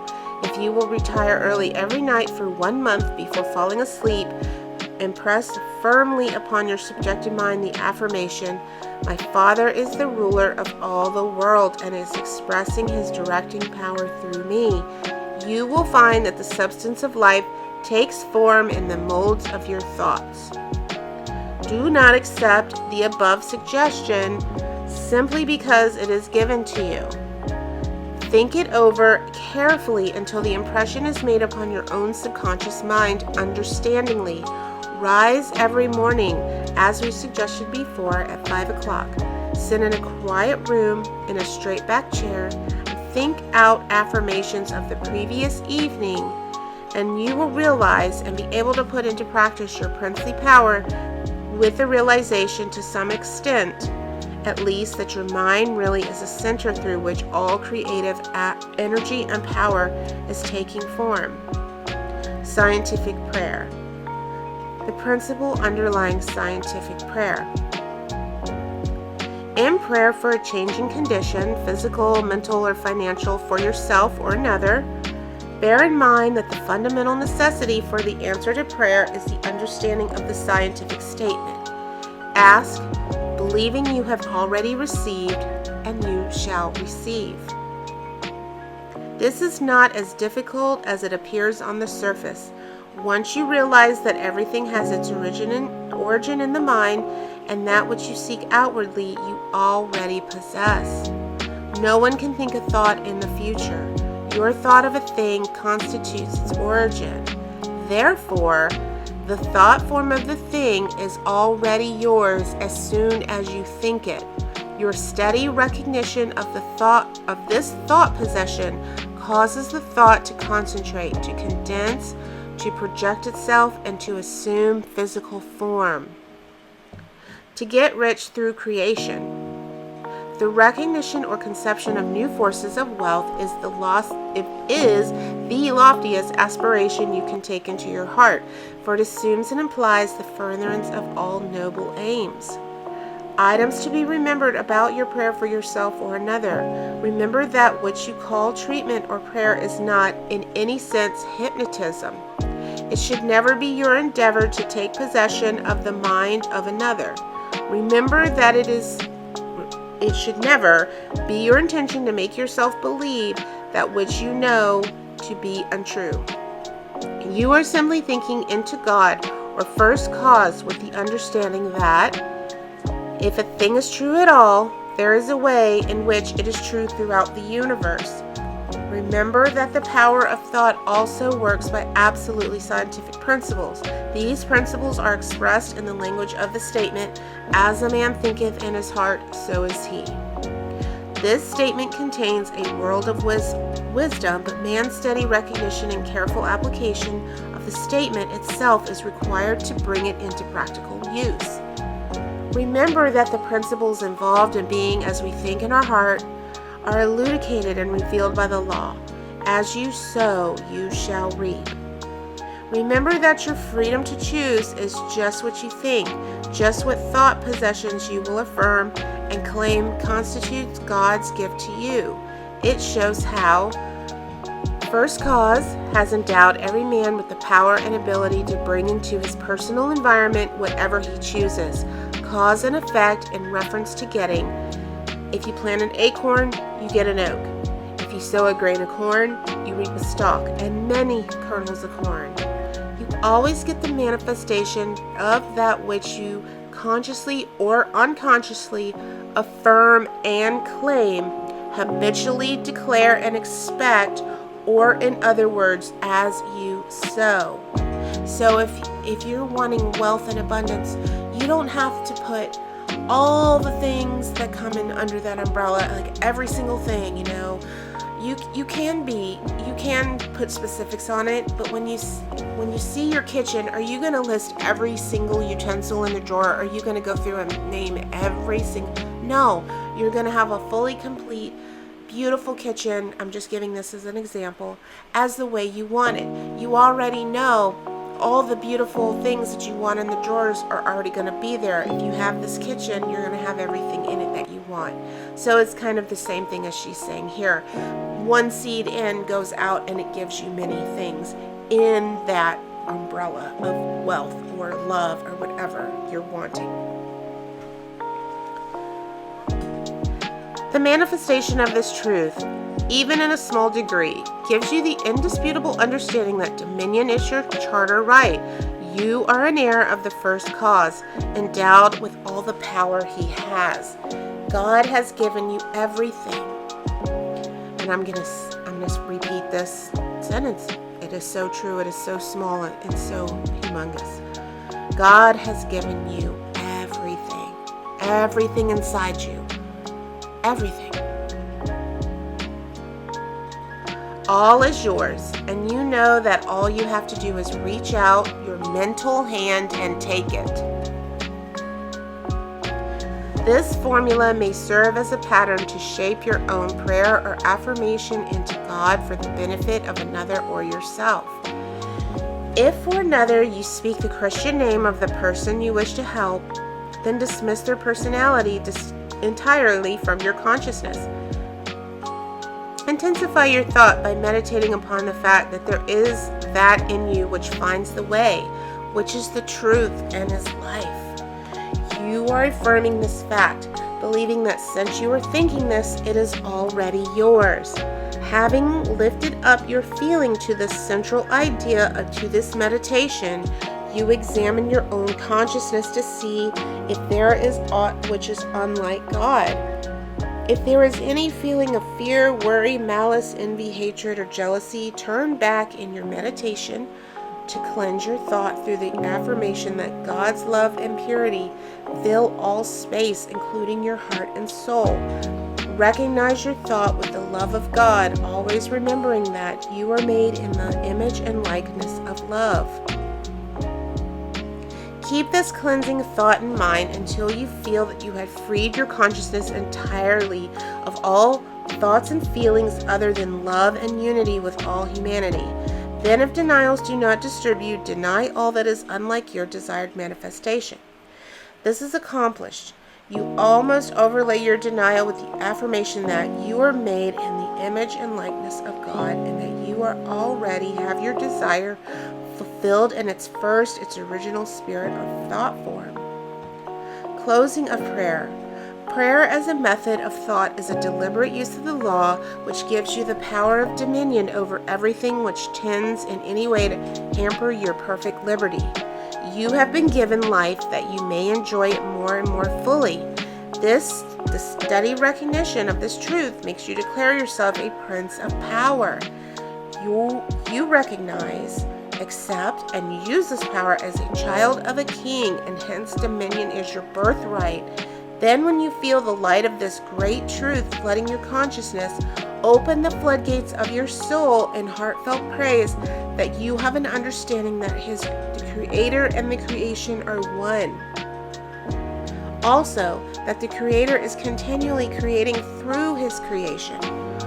Close your treatment in the happy assurance that the prayer which is fulfilled is not a form of supplication, but a steady habitual affirming that the Creator of all creation is operating specifically through you. Therefore, the work must be perfectly done. Your mind is the center of divine operation. Hints for application and practice. For every 5 minutes given to reading and study of the theories of mental science, spend 15 minutes in the use and application of the knowledge acquired. Spend 1 minute in every 24 hours in conscientiously thinking over the specification that must be observed in order to have your prayers answered. Practice the steady recognition of desirable thought possession for 2 periods of 15 minutes each every day. Not only time yourself for each period to see how long you can keep a given conception before your mental vision, but also keep a written record of the vividness in which you experience your mental image. Remember that your mental senses are just as varied and trainable as your physical ones. Spend 5 minutes every day between 12 noon and 1 o'clock with a mental search for new sources of wealth. Chapter 17, Things to Remember. Remember that the greatest mental scientist the world has ever known, Jesus Christ the man, said all things are possible unto you. Also the things I do, you can do. Did he tell the truth? Jesus did not claim to be more divine than you are. He declared the whole human race children of God. By birth, he was no exception to this rule. The power he possessed was developed through his personal effort. He said you could do the same if you would only believe in yourself. A great idea is valueless unless accompanied by physical action. God gives the man idea, and man works it out upon the physical plane.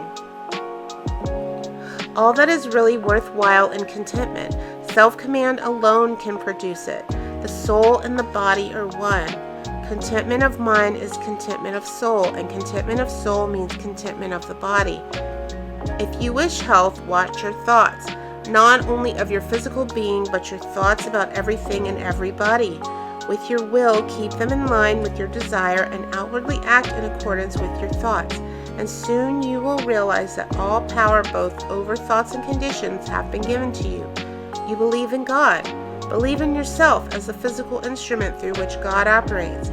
Absolute dominion is yours when you have sufficient self-mastery to conquer the negative tendency of thoughts and actions. Ask yourself daily, what is the purpose of the power which put me here? How can I work with the power and the purpose for life and liberty in me? Upon having decided these questions, endeavor hourly to fulfill them. You are law unto yourself. If you have a tendency to overdo anything, eat, drink, or blame circumstances for your misfortune, conquer that tendency with the inward conviction that all power is yours outwardly. Eat less, drink less, blame circumstances less, and the best there is will gradually grow in place where the worst seem to be. Always remember that all is yours to see as you will. If you can, you will. If you will, you can. God the Father blesses you with all He has to give. You can if you will. If you will, you can do. Make good, godly use of it. The reason for greater success when you first began your studies and demonstrations in mental science is that your joy and enthusiasm at the simple discovery of power within you is greater than you have been able to put into your understanding later. With increased understanding, put increasing joy, enthusiasm, and the results will correspond. And that is the end. Your Invisible Power by Genevieve Behrand.